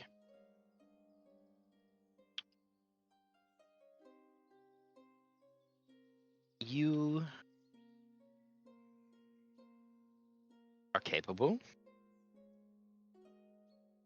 You are operating on your own, and I choose not to question your judgment. From a veteran, heed my advice. Don't send Flurry to Talansic's camp. Enodia's gonna snort at that, and she goes, I don't even think Flurry's gonna show up at yours. That might be the best outcome. They're around. They're doing their own thing following us. I know that. Flurry's Yes. definitely put in appearances at this point. I've been around. They're doing their own thing, following along.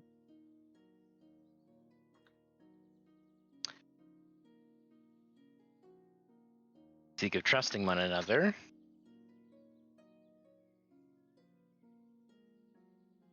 She'll raise an eyebrow.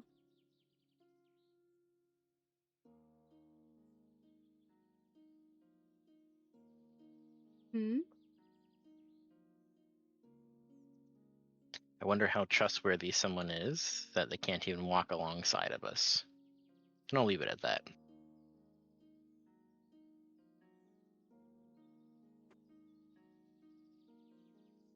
They've walked alongside us before. There's a lot of people here.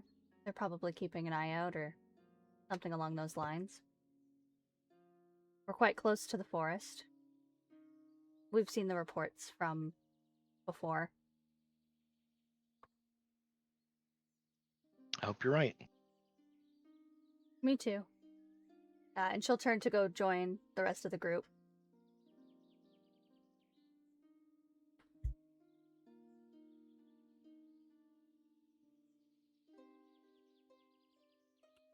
When Talancic gets back to his camp, Flurry's going to be there waiting, and I'm going to give him the last 2 of my bolstering treats.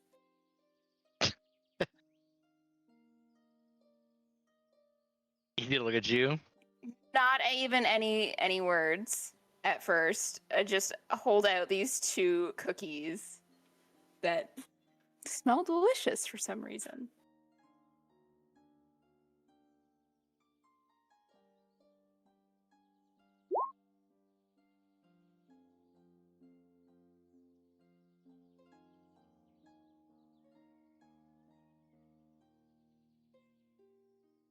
You know what? I'm in much too good a mood to spoil it now. He takes the cookies from you. Thanks.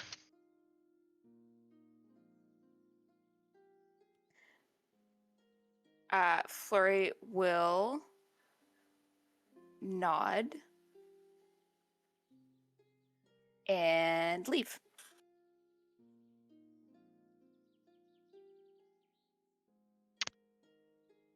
All right.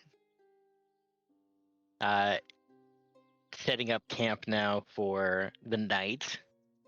How are you pitching this? Enodia is going to Cultural gather. exchange. Enodia is going to gather everybody around, and she's going to be like, "Well, it seems that my cooking has caused some offense within the other camps, and they are worried for everybody's safety and their digestive tract. We've been invited to go and join them for a meal instead. I will be going to join Talancic's as a culture exchange, getting to know each other, and I was wondering if anybody would like to come with me. We've also been invited to go join Eric's camp as well, so whoever would like to go over there as well would be welcome."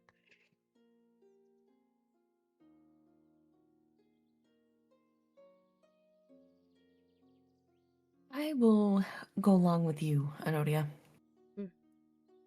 Thank you, thank you. Jingle, Boris, is Flurry around at all? Oh yeah, I'm here. Flurry, I believe it would be best if you go join Eric's crew for dinner. I believe they could use your what's the word I'm looking for? Jovial attitudes. Eric's I'm camp gonna has raise an eyebrow. Jingles specifically. Eric's camp has the guy with the antlers, right? No. Lancis does. Yeah. Aw. You can fight Lena if you want to change.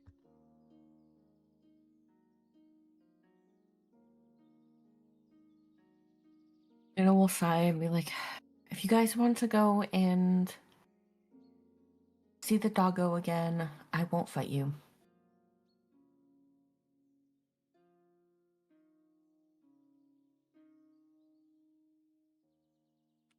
Flurry will nod. I can go to Eric's camp. It's fine. Thank you. Thank you.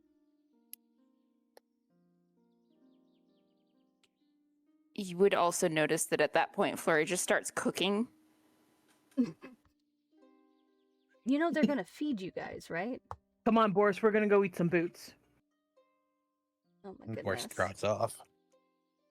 Yum, yum, yum. What direction are you guys going? Here we come. Oh, we're going to Eric's. We're gonna go eat his boots. Okay. Well, Lena, it looks like you're with me.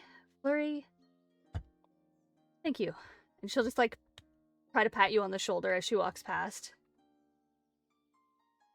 I will athletics check. definitely be out of the way of that patting Yeah. shoulder. Yep. Dodge. Aerobatics. Yeah.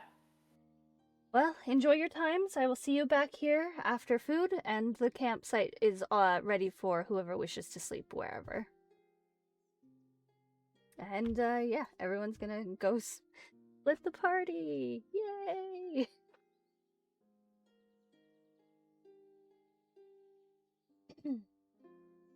It's gonna be really funny if the antler guy goes to Eric's camp tonight. I thought about it. I was like, no, it's fine. This is an opportunity. As the commingling has begun, the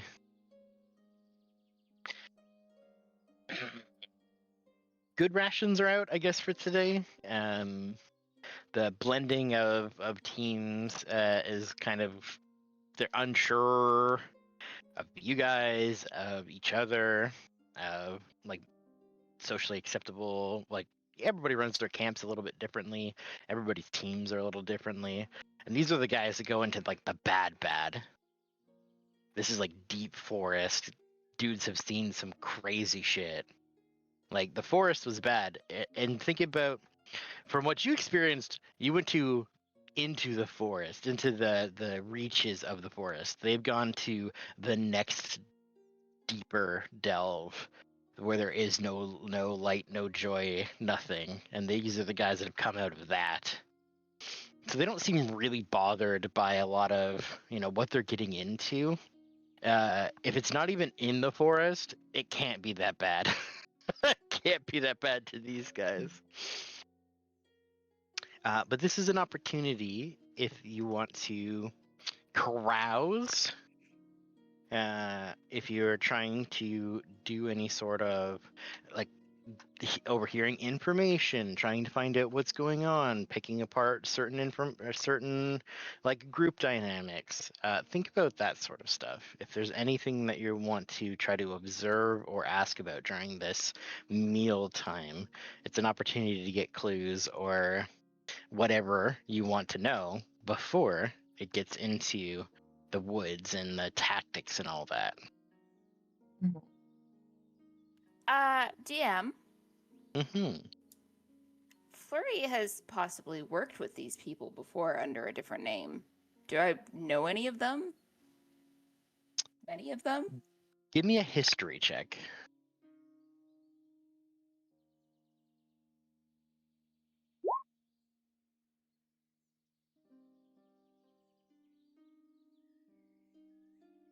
I would say Doran from Eric's team seems familiar. You probably would have done training your original time collaborating with the Keepers.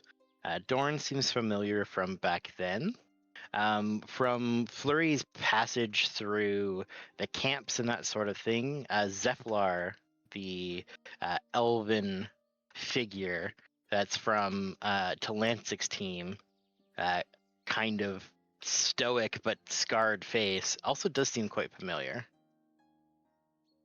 Right. Well, I mean, I'm kind of in Eric's camp. But I see. I will. Yeah, I think I thought I got sent to Eric's camp. Yep. Uh, So did Zephyr. I see. There's the breakdown. That's useful. Yeah, I'm basically gonna offer to help cook. And maybe make really, really awkward small talk because I don't know how to make small talk, but apparently this is what we're doing. It's a lot of the. Have you done any bounties recently? What is the last thing you felled?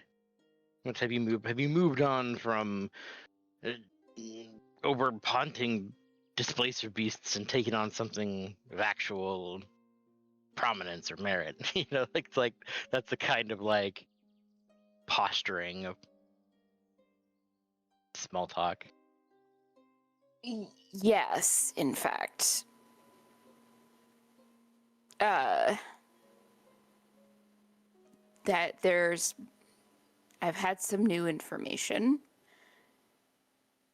and I'm hunting somebody from my past. I'm hunting information as well.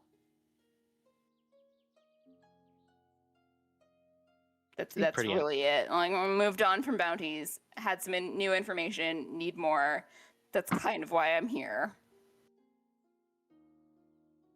Yeah, making friends with the scribe. That's how you get information, right?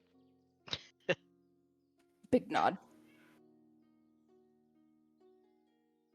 He's wrong. It's the scribe specifically, but you know, I'm getting information by being close to the scribe. Sure.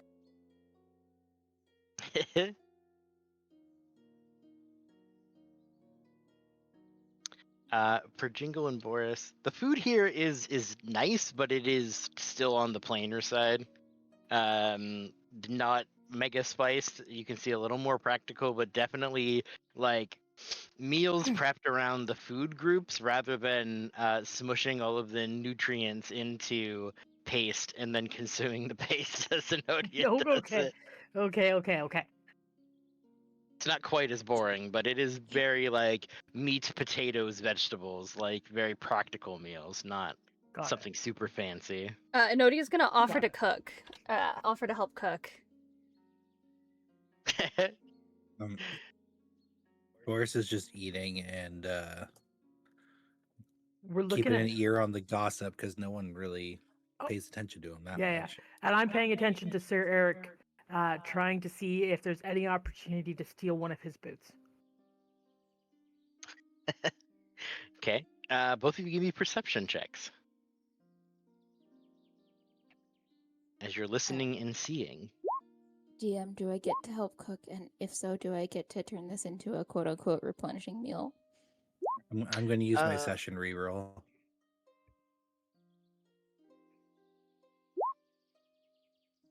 There you go. You can help. It seems like the armored knight Sturm.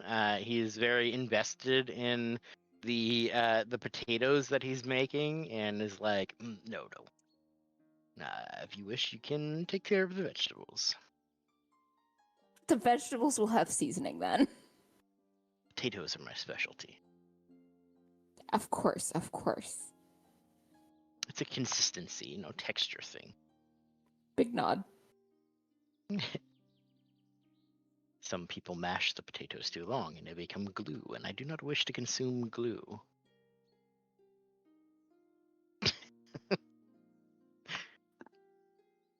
Uh-huh. 13 perception. Jingle, that silly man wears his boots all the time. Does he ever take them off? Are those boots his feet? You're not sure. Are those feet? Now I'm very invested to find out if Sir Eric's boots are his feet. He even poops in his boots. How crazy is that? Disgusting. Why would I want to eat those shoes if he's gonna poop in them?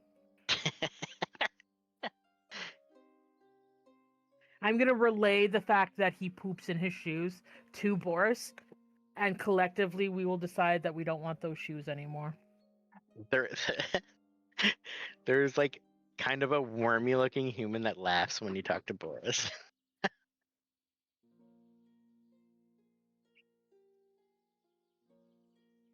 Specifically that he poops in his shoes, and you hear a little snort Yeah, he while poops. he's eating. Listen, Boris. He poops in his shoes. He doesn't. I think he sleeps in his shoes, but he also poops in his shoes. I don't think he. I think he showers in his shoes. I'm starting to think his shoes are actually maybe just part of his feet. And even if he took his shoes off, I do not think that they would be good, because I think he has like trench foot, and he's got like his feet are all soggy and covered in poop. I don't think we want his shoes anymore. Mm. Disgusting. Or he's just shaking his head and just like. Blah, blah, blah, blah. Even we bathe more often than this man. Disgusting.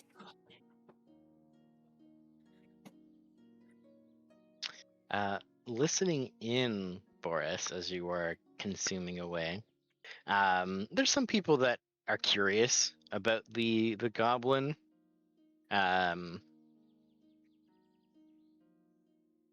Not a lot of goblinoids around. Not a lot that are militant enough to join organizations like this. There's some. Definitely hobgoblins are a little more like militant, disciplined and that sort of thing.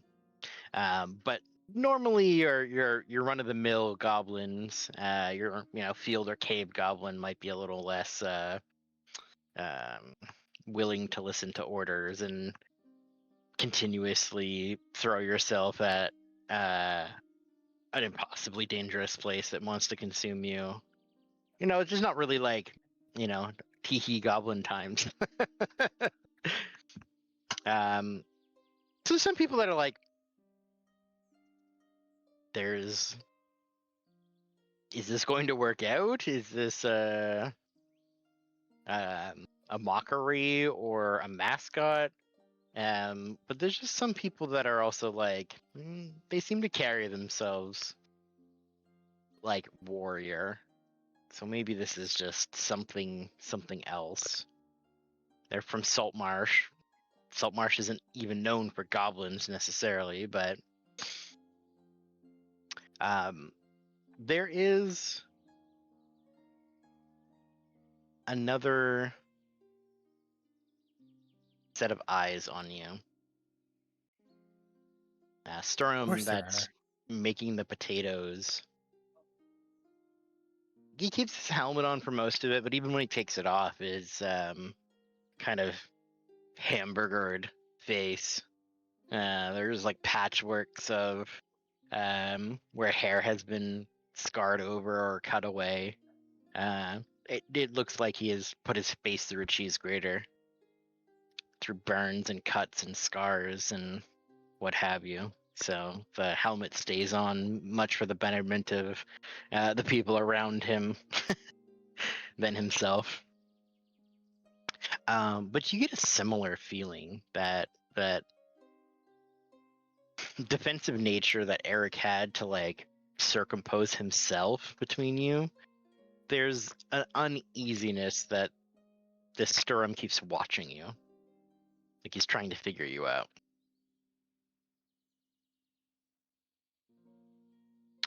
Otherwise, like the chatter that's around for your side of the camp, it's mostly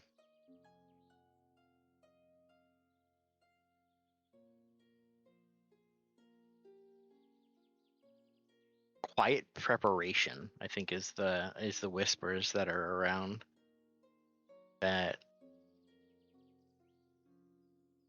we need to get this done and be rid of Talancic and his men.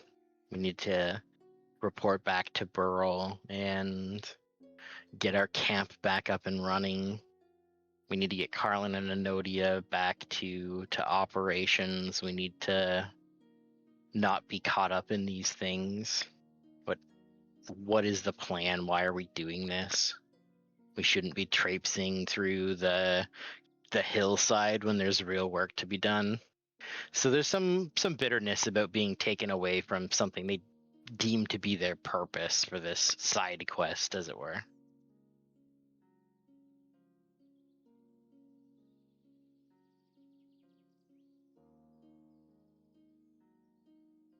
But you would notice as like Eric walks by, those murmurs hush instantly. This is chattering for the men, not for an actual gripe to take up with their chain of command. They're just like disgruntled workers being like, man, this freaking sucks kind of thing. Yeah. There's real work I could be doing, but now I'm babysitting.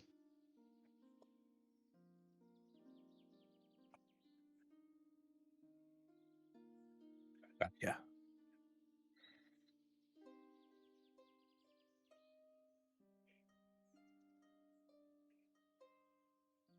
Definitely like trying to get sized up, basically. There's a lot of like unsure about how trustful your rider is. Not many goblins are like Jingle. That's fair. She's kind of a special case. But you knew that. Yeah. Yeah.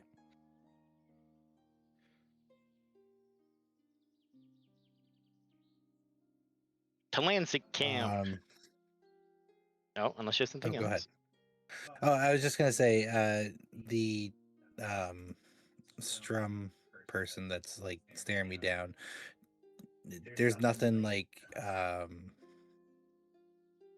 aggressive or giving away of why he's looking at me. It's more just looking at me kind of thing. Give me a religion check.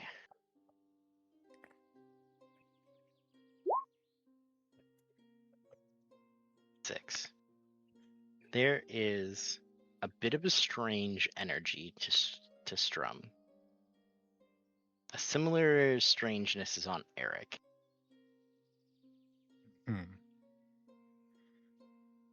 And they're the only ones that seem to really clock into you. Or seem distrustful of you. And to some extent, Jingle as well.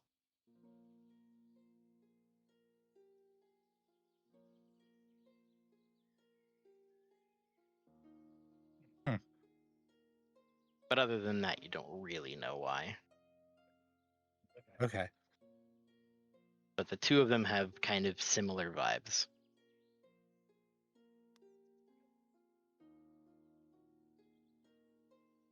Strange, but I'll just keep eating and let it pass then.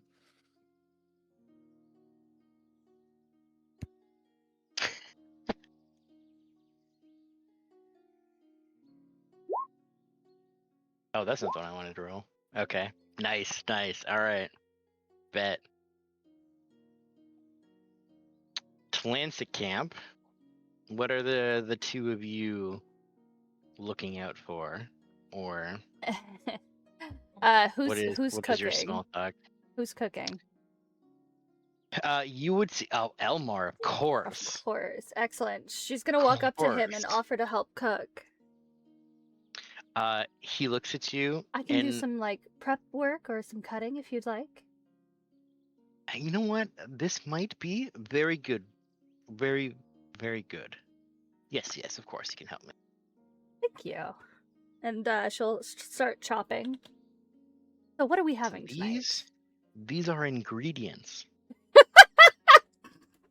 You use them to make the food.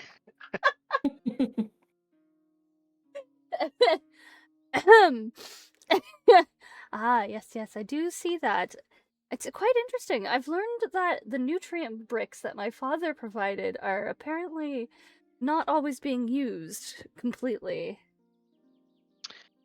No. Because they taste like sadness. And what is it that we're having here?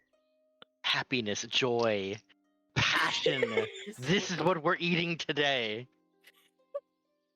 And is The this Leave it over here. experience Let's of life, chuckle a little not bit. not simply existing, but living. It's not gonna He's like be. shaking your shoulders like, you must understand.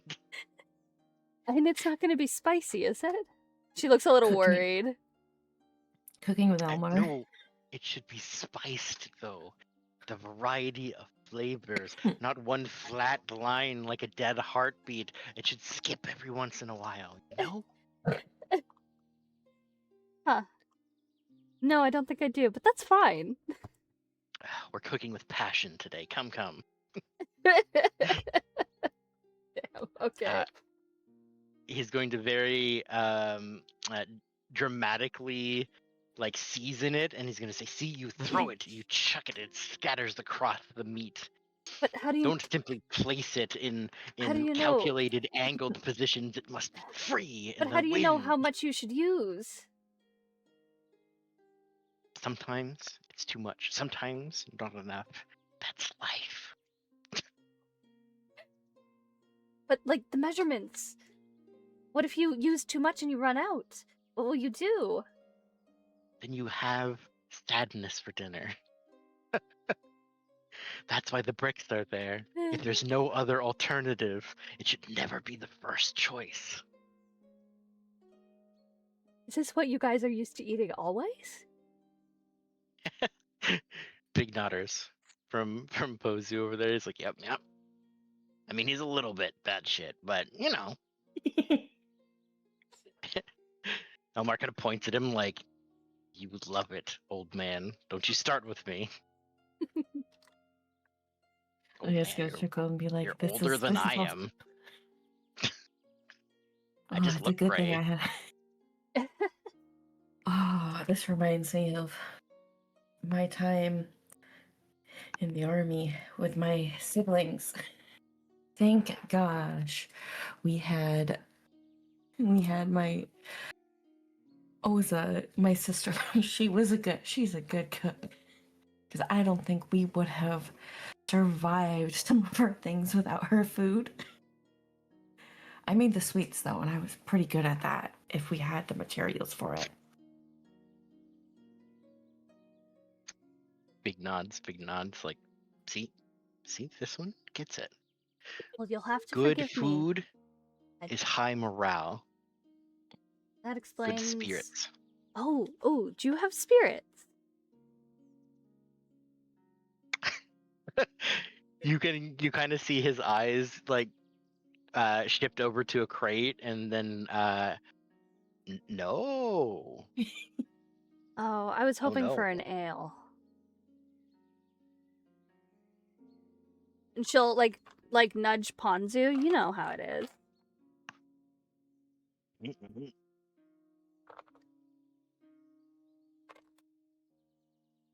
Mm-mm. They both looked at Talansek, and he just kind of shrugs, like, we're partying, right? Really? Oh, yeah! You see here a big cheer from the other side of the camp, like, let's go!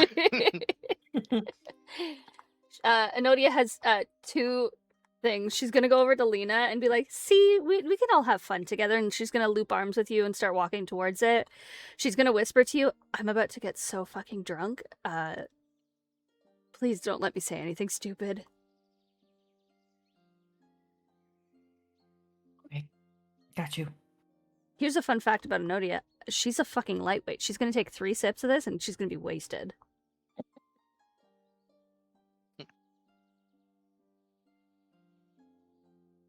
Oh, we're gonna be in for an interesting time. The reason she didn't drink anywhere else. Yes, Mhm. yes. This shall be good.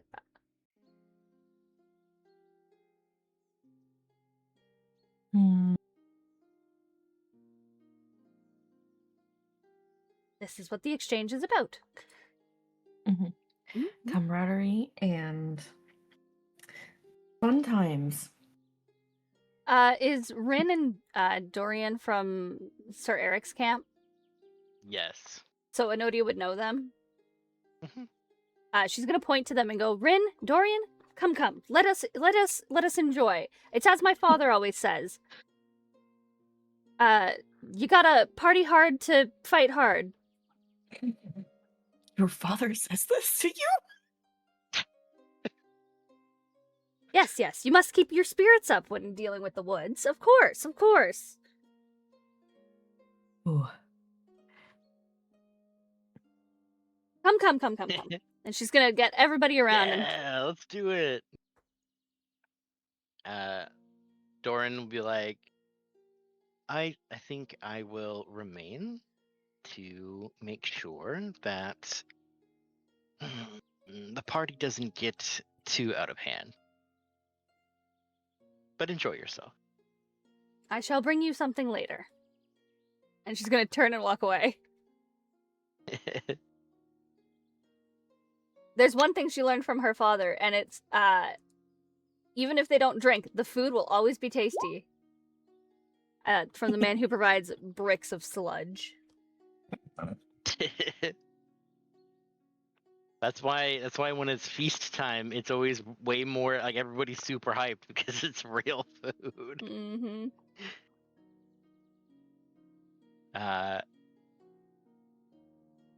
It devolves rapidly Excellent. in the Nightwing camp. You see a crate is opened up and there are casks of ale and there are spirits in bottles and they keep the lid off the crate. Wonderful. Making their way to the opposite camp, some mugs of Yes, liquor and a spread the cask makes its way over libations. there. You witness Ponzu kind of drink rather quickly and shoot his shot with Doran. It does not go well. Oh. As people get drunk, Enodia is not drinking the booze, but she's being very careful. But she's listening into the conversations that are going on around her. Before the full the full force of the alcohol hits her, because she's a freaking lightweight. She wants to hear if there's any chit chat about like what's going to be going on, what they're heading into, anything from the past. Give me a perception check.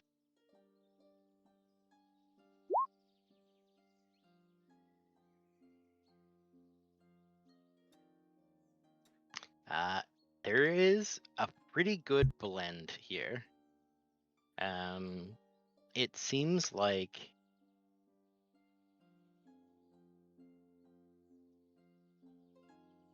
a great number of the voices are excited, pleased and happy to go back to the camp, to finally see this through to the end, to bury their loved ones, to bury their brothers, to remember their honor, to maybe there's some hopes of finding back trinkets or like equipment from the camp that was left behind, arms and armor that had to be discarded, mementos from people that are no longer there. It's a excitement that bleeds into mourning, but there is a solid number or some underlying fear that is with these people that are here that start to kind of lift off with the inebriation, as it were.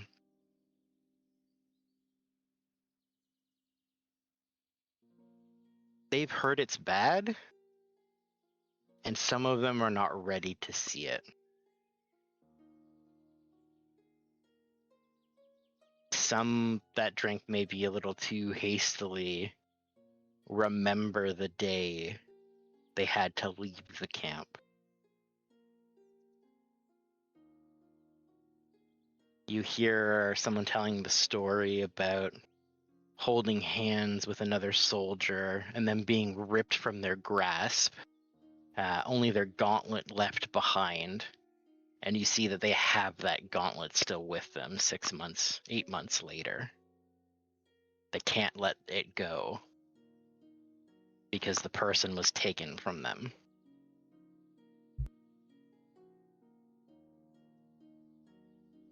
For Lena, I mean, you were told that you're going to a place, but you're starting to now hear some of these stories and retellings. You're walking into a great tragedy for these people. You definitely will know. Oh, a what year that- and a half. That's right. She will definitely understand what that feels like because of her own experience of loss. And if any of them seem like extra sad, she's gonna give them a hug.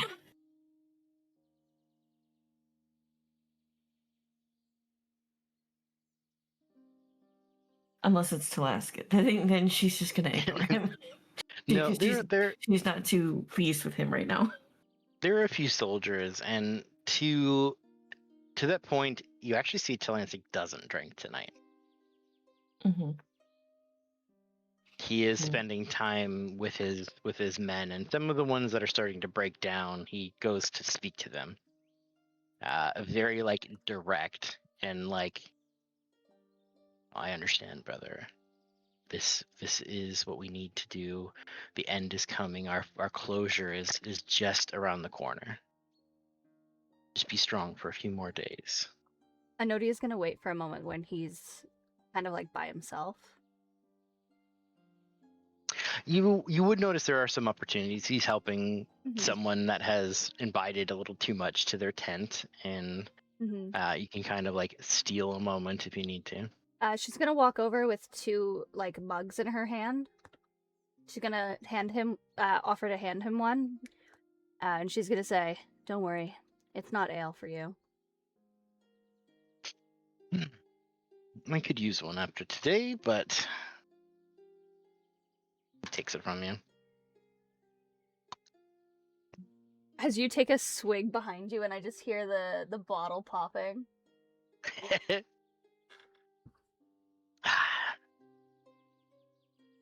Sometimes you gotta method act, you know? You know, Talansik, I don't agree with the methods, but at the end of the day, I was never on anybody's side for this.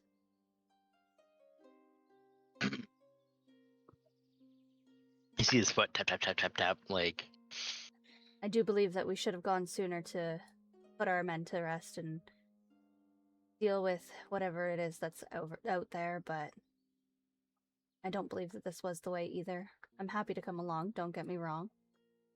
I will do my best, as I've promised, but... And then she's gonna look out to his men and the men across the way and, like, her friends, and she's like, I don't want anybody to get hurt. We're gonna lose people. You know we're gonna lose people at this. You can feel it just as I can.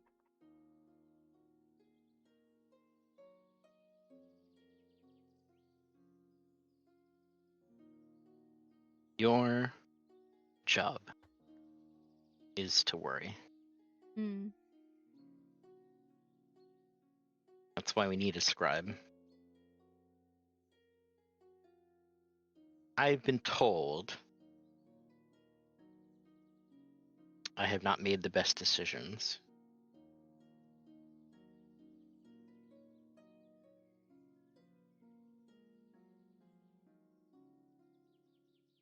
For me, time continues to pass. But every day I close my eyes,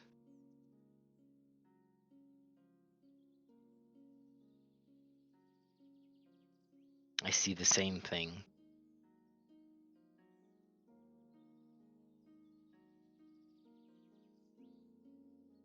I won't and I can't rest.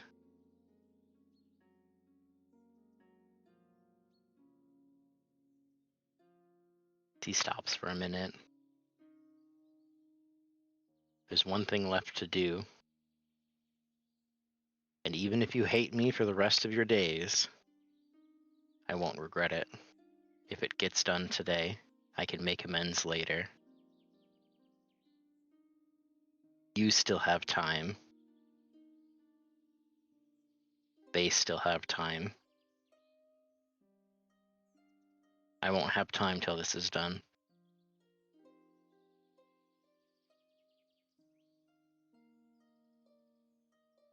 Enodia's gonna hit a soft spot. You know, she was always 2 years ahead of me. She was kind.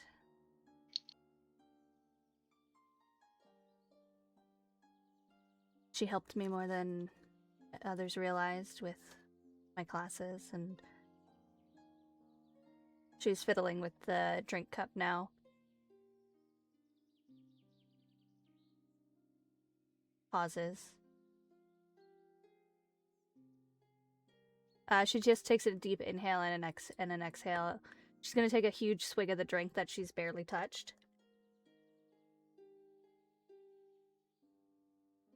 This'll be over soon.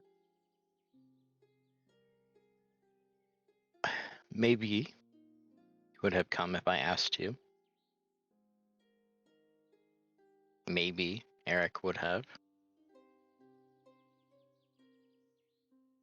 But I can't take the risk. So I had to take the choice away. I mean, when the opportunity presents itself.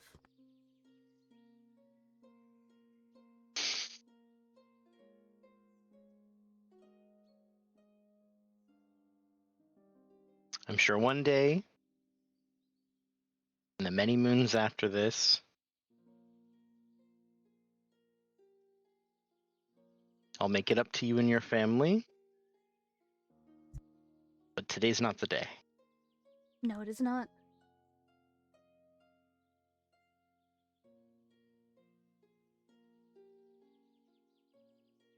You have a good night, Talancic. And she's gonna down the rest of the beer.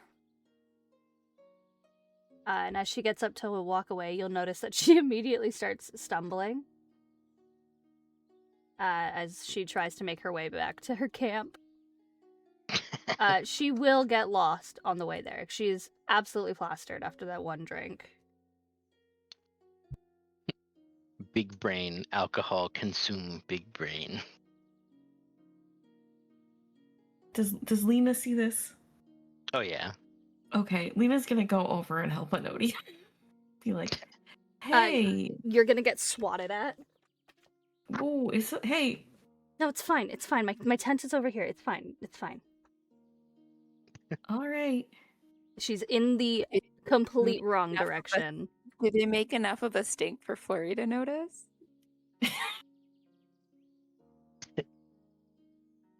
No, Lena, it's fine. It's fine. It's fine. It's just over here, right? Right? It's just over here. Her eyes are completely closed. Why is everything so bright? It's the middle of the night. It's like, you know, I can see just fine. Take my hand. I'll lead you since it's too bright. Come on. No. I can do this by myself. I can do this. It's fine. It's fine. Enodia, I am your friend and I am here to help. So let me help. She's gonna look at you and she's all like squinty and she goes, God, you're like way too bright. She will grab on to like your jacket sleeve and she goes, fine. Take me back to my tent. Please. And Lena will head back to Enodia's tent. She'll also shoot a look at Flurry and be like, thumbs up with the like, Oh, Flurry didn't hear shit. Oh. I'm busy. I'm somewhere else. I don't know where. Well, then Lena's gonna look for Flurry. Like, just do a casual look for Flurry. Realize she's not there. Be like, okay, wait. I am definitely findable. I'm probably somewhere in Sir Eric's camp. Awkwardly trying to make small talk with his people.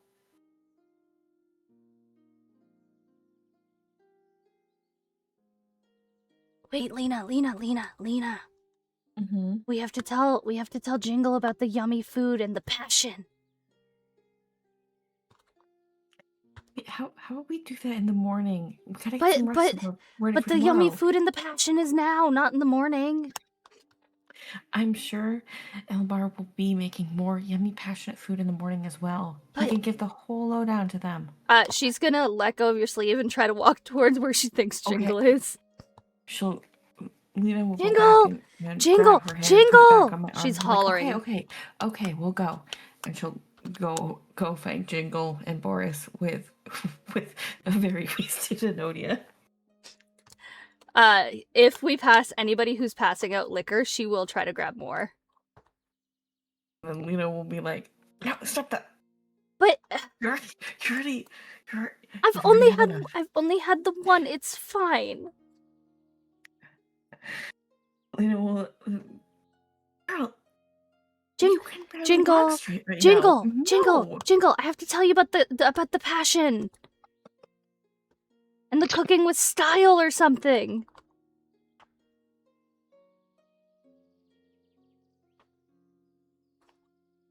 Does Enodia find Jingle at all? That's a great question. Give me a second. What's it?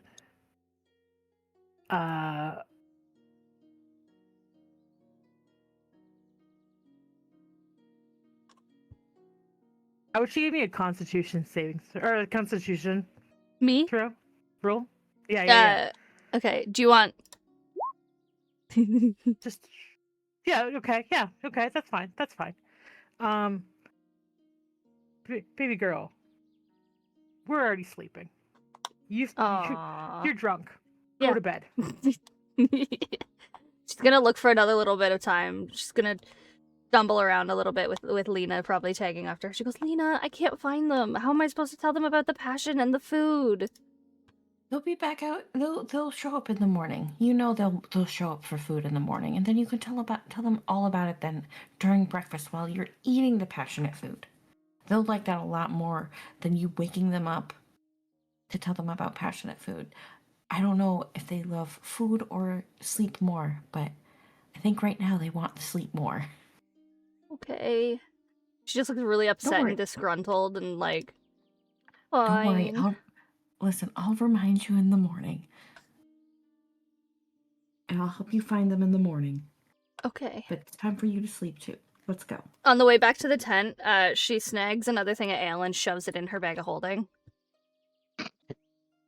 Just off a crate or something. Whoop! There it goes. Yep.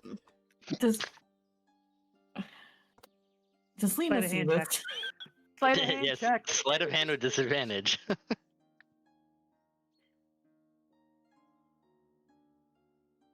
I'm so glad these are alphabetized.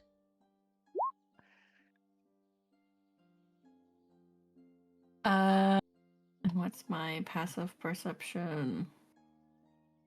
Or my passive perception is a 19, so yeah. I didn't you see say it. I didn't say that you didn't see it. I just said I was gonna do it. yeah. So Luna definitely sees this and she sighs and she's like, oh, let's just get her to bed. This is just like what Rex used to do. You get her back to the tent and you put her inside, and she's just like, "Oh, thank you," and she'll like reach up and pat the top of your head, or as high up as she can reach to your face. It might be your cheek or something. And she's like, "Thank you. You, it's good. You can go rest in your tent now. I'm good. Lena is gonna choose to just like sit on the ground outside her tent for a minute. Just make sure that she does actually go to bed and doesn't like wander off somewhere. She's gonna close the tent flaps behind you, and you're gonna hear a bunch of rustling and like moving around and stuff like that. And then she's gonna chug the other thing of beer that she took, and try to sneak out the back behind the thing again. Make So a she's stealth trying- check with disadvantage. Yeah. Yeah. Yeah, no. She gets. Lena is already on the other side, Yeah. standing there like I get like dead. tangled No. underneath the bottom of the tent or something. But I She just. looks up. No. bed now. Fine. I'll slip. You'll see her like head pop back into the tent, and she'll just she's not gonna be able to sleep right away, but she'll be in bed at least, just like arms crossed, waiting for the sleep to come. She has too much energy now.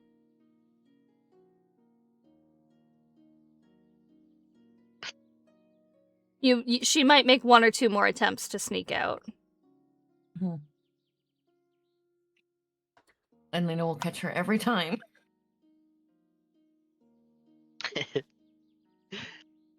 Putting that big sister vibes into overdrive tonight as you have to take care of drunk Nodia.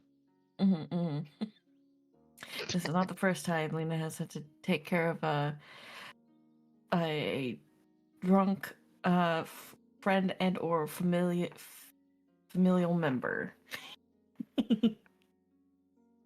At some point, she does eventually pass out. Yes, as soon as Enodia falls asleep, Lena is gonna... She's gonna head back to her tent and go to bed as well.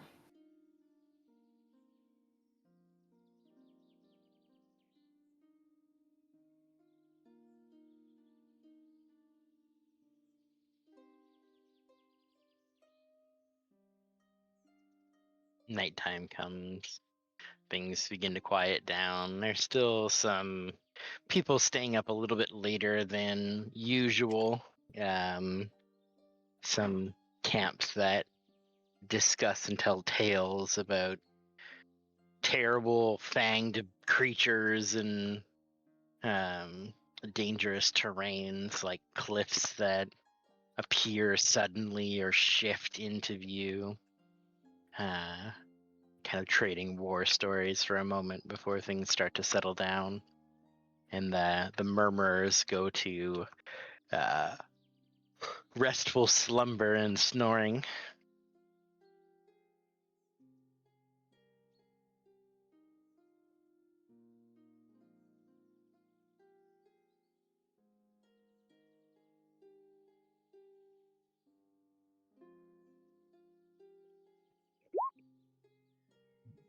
Okay. Again, the morning comes before the sun. You see that some people are a little sluggish to get up again. You're seeing a bunch of extra yawns in the morning. Some packing up of tents that are a little more sloppy. You would see that there's 3 figures that start to roam around the camp, and basically like start tending to the guys that are hungover. How's Enodia doing when you wake up? Oh, not good. Big time hungover. She drank 2 things of ale. Absolutely fucked. You see Strum kind of walks over with the helmet off, and he gives you like a disappointing look, like, Don't look really? at me like that. Give me your hand. I held out her hand. You feel the pulse of energy, lay on hands, remove poison, and the hangover's gone. Thank you, Strum. I appreciate it. He shakes his head. You should really build that tolerance. We're supposed to have good tolerances. I don't know why I got my mother's tolerance for liquor. That's what Father says anyway. I've seen the kegs that your father drinks, and the throne that he builds every time we party, of the casks he conquered. And it's amazing that a cup could slay you. Well, listen, I drank 2 last night, okay? I was just trying to be jovial and spontaneous with the men. He like shakes his head like, It's what father would have done, is it not? I think it worked. That's good. If it means moments of suffering for myself, but the men are good, then I shall take that. I know that you've removed it, but man, it's still so bright, you know? Doesn't cure everything. Just gets rid of the Mm-mm. worst of it. There's some like throwing up in bushes. He's like, oh, the next customer calls. Thank you, Strum. We'll see you around. Mm. You see Elmar, Strum, and Eric are making rounds to people that have partied a little too close to the sun.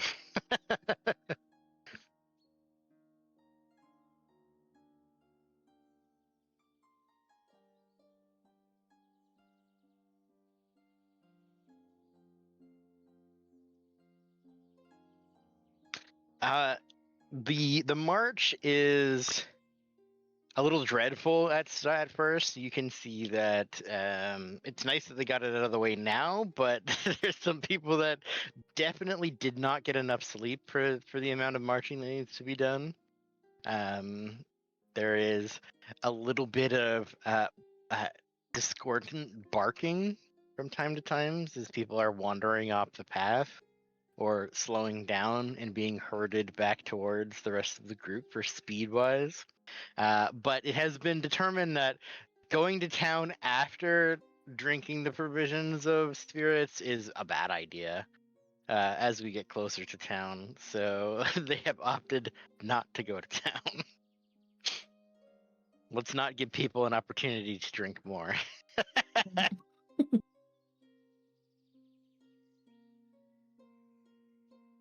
Flurry will be walking with the group, and there's a weird, like, I don't talk to him, but for some reason, I seem to always just kind of be at Eric's side. Anodia's gonna drop back to talk to Eric as well. Jingle, where are you in the lineup? Sleeping. Still sleeping in the cart? Yeah. Okay. At least at You lunchtime. guys are packing up stupid early. F this. Yeah. Alright, she's gonna go... Y'all can be drunk and stupid elsewhere. She's gonna drop back to Eric, and I guess Flurry's there as well. Yeah, it's just a coincidence. Sure. She's like holding her head and like shielding her eyes from the rising sun. Did you have anything last night, Uncle? Oh, a couple of toasts and shears, but that's about it. I think my idea was a great idea. She like nudges him full well knowing that he was the one that suggested the like cultural exchange essentially. He smirks at you and be like, I know I told my men not to pack any intoxicants. I don't know where you found them, but obviously someone over there had the idea. You know as well as I do that the soldiers are always gonna have some libations with them. Yeah. It's best that we get it out of the way while we still have enough time before we get to our destination. If it were to happen, this would have been at the time. So, I have no complaints. And it's nice to see them smile before we get into anything else. And Odia gets like a sad look on her face. She's like, it's what father would have wanted. It is.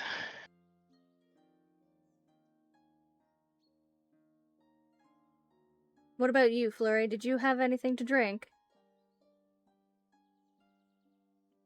I kind of just give Enodia a look.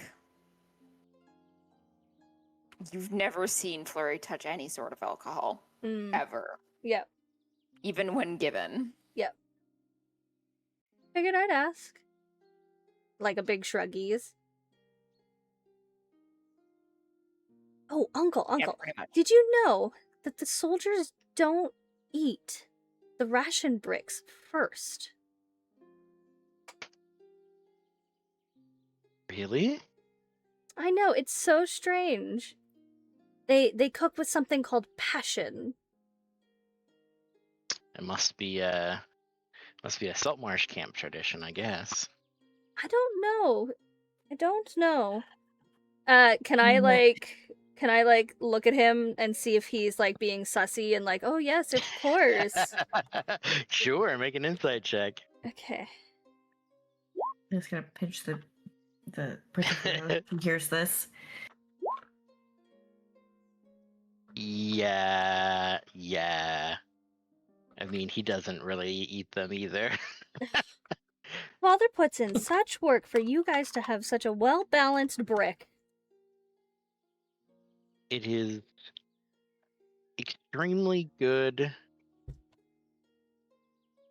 when fresh produce is not an option. I see. Yes. It would save on Right? space, you know, not having to carry around all of that stuff. True. We always bring some with us. It's always amazing to see how long it takes for these bricks to expire.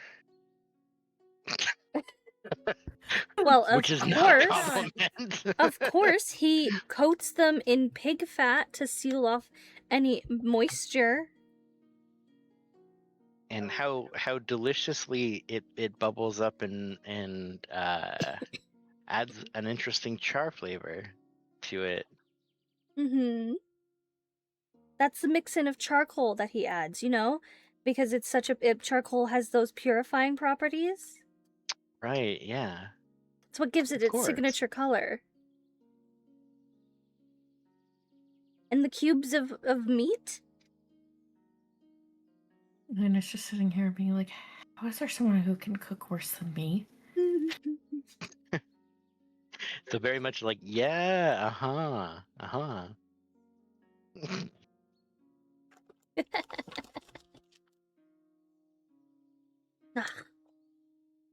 I suppose the food last night was tasty as well, in its own way.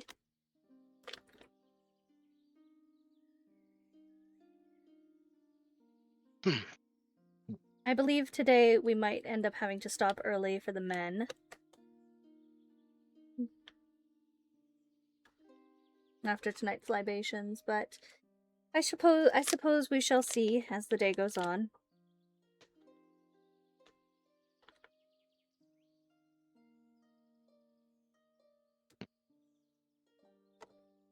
I hope we can still get a full march out of this, but if we must stop, we can stop.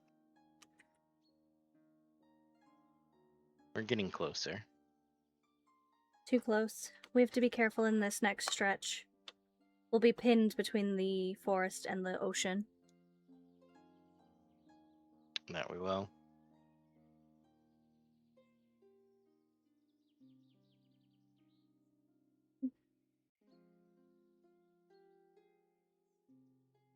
I'm sure we'll be fine. Everything should be perfectly fine.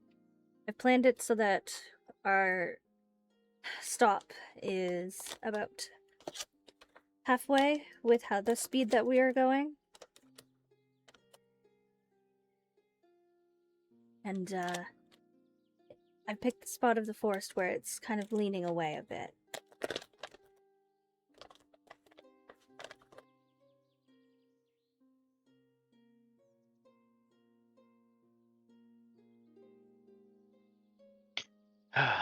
We'll have to post extra troops for night watch.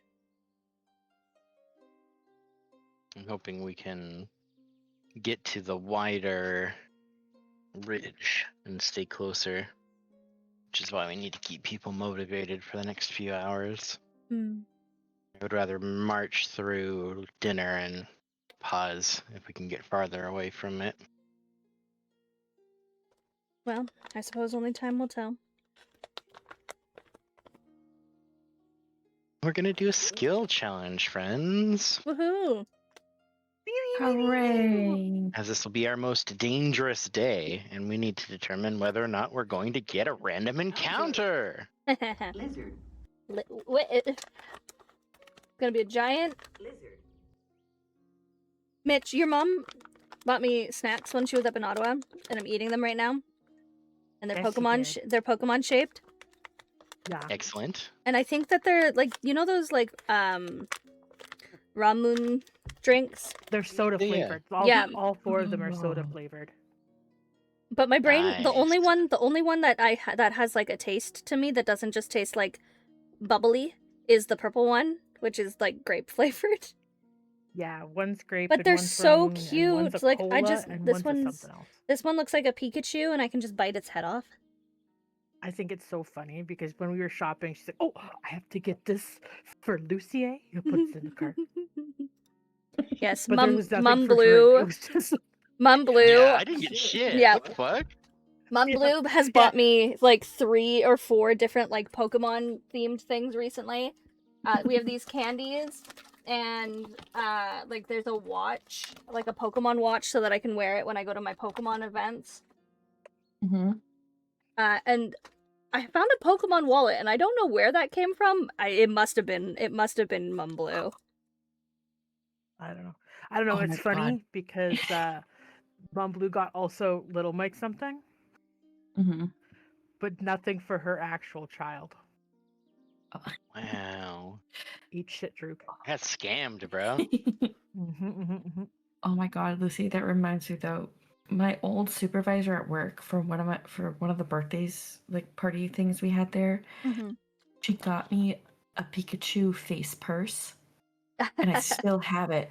Oh my God, I'm gonna have to find it packed away in my stuff and send you a photo. Okay. So we're doing Skill check? skill checkies, righty? Skill checkies to make it through the day. All right. Do we roll to see who goes first, or I'm going to ask for 2 rolls. Who would like to be the bad guy? me? I'll be the bad guy. Oh, let Lemon be the bad guy. Okay, Lemon is the bad guy. Who's going to be the good guy? I can be the good guy. Claris is the good guy. You're both going to roll d6s for me, please. The bad guys are eager. Oh no, this is not how we wanted to do this. Is 6 not good? 6. You switched the numbers. The lower number is better. Low number. No. You need 6 successes before 2 failures. Oh, I see. No. I It could have been 1 see. success and then we're just done this, but I Damn. see. Damn. Can I use my second reroll? no, because it's not a d20. Oh. Evil. Okay. Damn. Yeah. Bad. So I'm waking going up- to Lucy, say- give I'm the sorry. spray bottle. It's okay. Let's say, Lucia, give me an intelligence check because this is your plan. How lovely of me to have leveled up my intelligence on my last upgrade. I'm gonna do a history check with it. Yeah? History's intelligence? I know, just straight Oh, intelligence. just straight intelligence. Okay. How smart are you? Unless you have. Oh, I still cartography. have Well, you I used still the have cartography. yeah, I do. I still had disadvantage on. I'm sorry. That's okay. We take the 16. Why? I have auto advantage with my rolls for that. They don't. Oh, okay. Not for I want- intelligence. I want the 29. 16, huh? Okay, that's pretty good. I'll say DC is 14. I'll be merciful. Mm-hmm. Just because the plan is good, the plan is solid. You have 2 escorts of soldiers. I make the rules, and my So- god hates me. no little things or ambush predators would really want to fuck with a giant group of this, which kind of is giving you the context clues that if something's coming out, it does not give a shit that you have strong people. It does not give a shit that you have numbers. So we don't want a random event, I don't. But DC 14, I think Blue, as Jingle, has a way to kick us off. So let's fucking go. I'm looking at the trees and I'm checking out the nature and I'm listening to the birds because you know I love eating them eggs. Nature? So I'm doing a sweet, sweet nature check. All right. Keeping an eye on the birds, on the crickets, on the things that are moving around. Wildlife is still present, which is a good sign. Usually, I'm not if you too worried stop about it. hearing birds in the forest, it's a bad thing. But they're still kind of vibing. There's little critters and stuff. They're not hiding. They're still in motion. There's gulls in the water, but there's always gulls in the water. But that is a success, my friends. So 5 more successes to go. Who's next? I'm can be. going to keep my eyes open and Everybody wants scan to the go. trees for signs of people lurking in the woods or things lurking in the woods. All Looking at right, perception. do it. 14 is the DC. Keeping an eye on the forest. It's the edges of the edges. This is where the forest is continuing to kind of creep outward. And you're seeing a little bit of that kind of corruption where if you didn't know, it would just be a regular forest. But there are just these signs of like brambles and it seems like the fauna at least. Oh, wait, the flora, that's the one. The flora, at least, is a little more aggressive coming from the woods. Like, kind of choking out this field to give way to more bushes and to more trees and to expand. And while you're looking in, there's almost that sort of vacant hunger to consume the land. But there's nothing in motion yet. You're keeping kind of a diligent eye out, but there's nothing that's made themselves known. So that's 2 successes. I heard Aclaris. Please take it away. Yeah, I'm gonna use my medicine and my abilities to help people with hangovers so they can march a little quicker and with a little bit more attention to what they're doing. You just hit the guys with smelling salts. Let's go. Let's go. 26. All right. That's a 19. Yes, it is.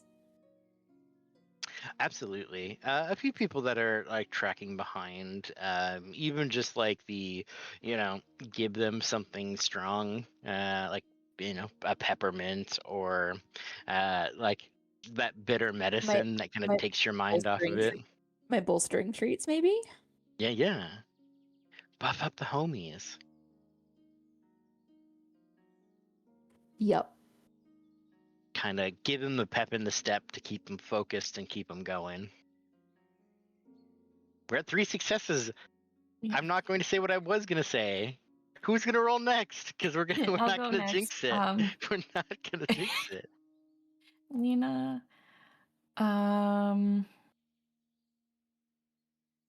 Nina's gonna do investigation and just really stare at like the forest to see if like she sees any movement or anything.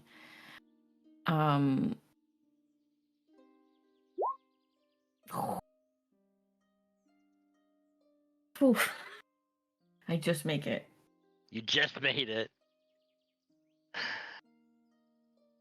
Looking at it from the outside, it's a little strange. You see a cluster of trees continue to move, And it's almost like there's a copy and paste there. There's another cluster of trees, the same as the ones you had just passed. Hmm.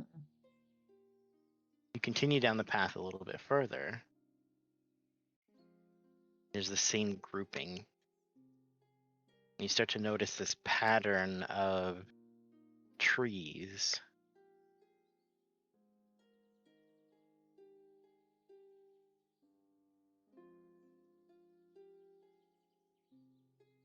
It's a success.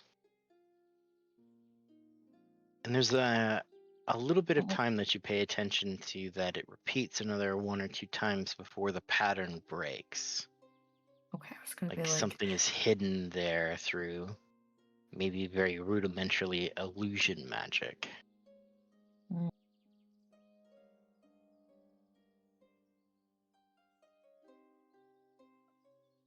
I say I don't like this backrooms vibes. I don't like that. Very spooky. Yeah, Lena's gonna continue to pay extra close attention to the trees now. But that's 4 successes. Let's go. 2 more to go. Ooh. Let's do it. My turn. I'm going to check the history of the area. I'm going to see if there is anything about the area reported. I'm going to look back in my memories. I've traveled this route maybe once, maybe twice. I definitely have many reports. So I'm going to check my history for the area. That's a success. You notice as you're kind of like coming up the way, reaching sort of later in the day, you're getting farther from the woods. That kind of tight corner that gets really close. You're now like starting to make some distance, but you do see in the kind of where you would like in the horizon, you would start to be able to see Angler Outpost, the sort of like beacons and like archer towers and that sort of thing that might be set up there would start to come into view around this point. But you notice that the forest's expansion has consumed quite a lot of this space that you're seeing. The tree line that should give way doesn't. This shouldn't be possible for the growth to have happened this quickly. You would hear her mutter to herself.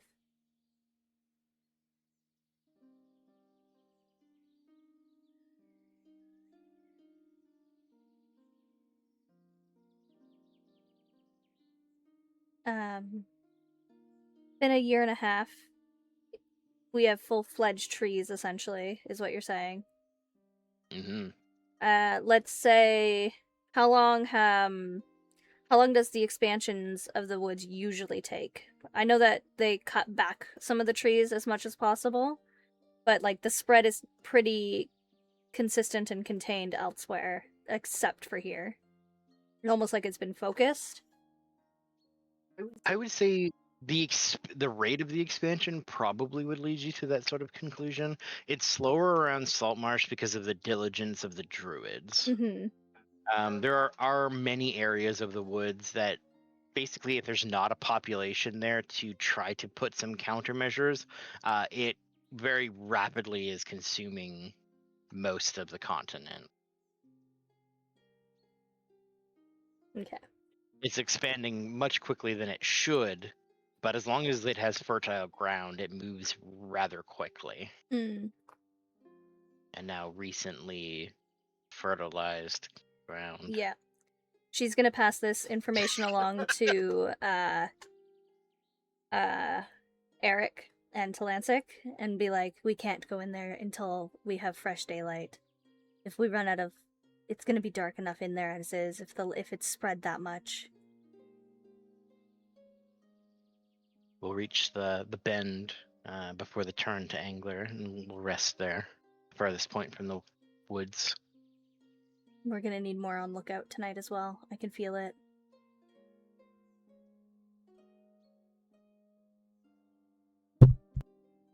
One more. And actually, it opens up to everybody.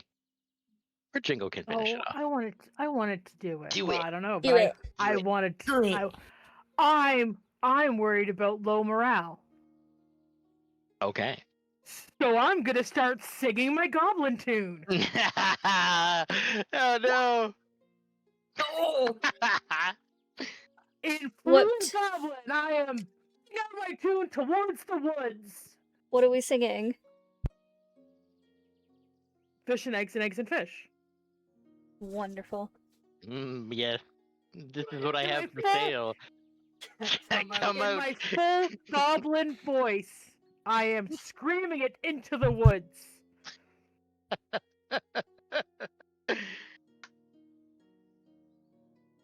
Oh, can I do the next thing? Mm-hmm. I have no That problem failed, with it. So now we're 1-1. We're down down to the wire. Okay. So I am going to try and stealthily put wax into everybody's ears so they don't have to deal with Jingle's performance.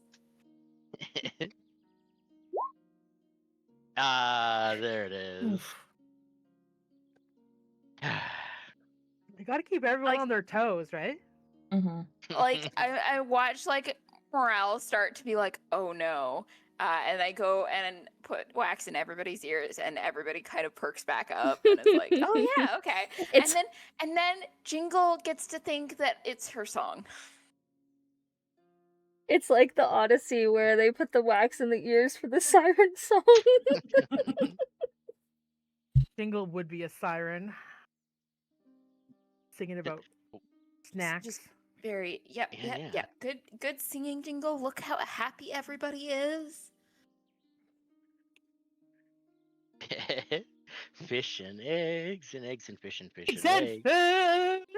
Hey, forest monsters, do you want some fish and eggs? We've got the goblin stall right here. Look at all these men. You can open them like tin cans and consume their insides. Like clams. Delicious, delicious, delicious. Yum, yum, Num, yum. num, num, num. Success. And as you get to the edge of the peninsula that's here, you can see across the water the sleepy little town of Angler.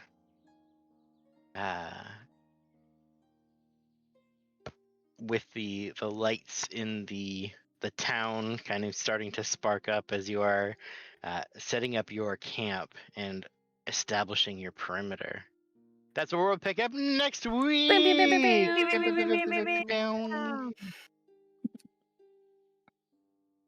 Excellent work, everyone. Excellent work. Thank you, Excellent work, thank excellent work. you. Good work, everyone. Good job, good job, good job. Pats everybody job, on good the job, back. good job, good Yeah, job. yeah, yeah. How you doing? How you doing? How you doing? Nice to meet you, nice to meet you, nice to meet you. Yeah, yeah. Okay, we'll see you next week. Bye-bye. Thank you for Bye. coming. Bye. My goodness. Brooke, are you still here? I am. Hi, how's it going? That was fun. I had a great time. I hope everybody else had a great time. Next Saturday is the 1st of August, and I look forward to seeing you all there. Woohoo! If you want more content with some of these crazy people, it's literally just me and Lemon and from this group anyway. But you can catch us tomorrow on Lemon's channel playing Vintage Story. We might have a Quarter Plant of Cats. We might have an A Woods. We might have a Cheddar. We might have a Lenoki. We might have a Rara. We might have an Ash. You never know. You never know who's going to show up. It's going to be great. I'm excited. I'm excited for more Vintage Story. I always am. Alright. I will see you guys when I see you guys. Who are we going to raid today, actually?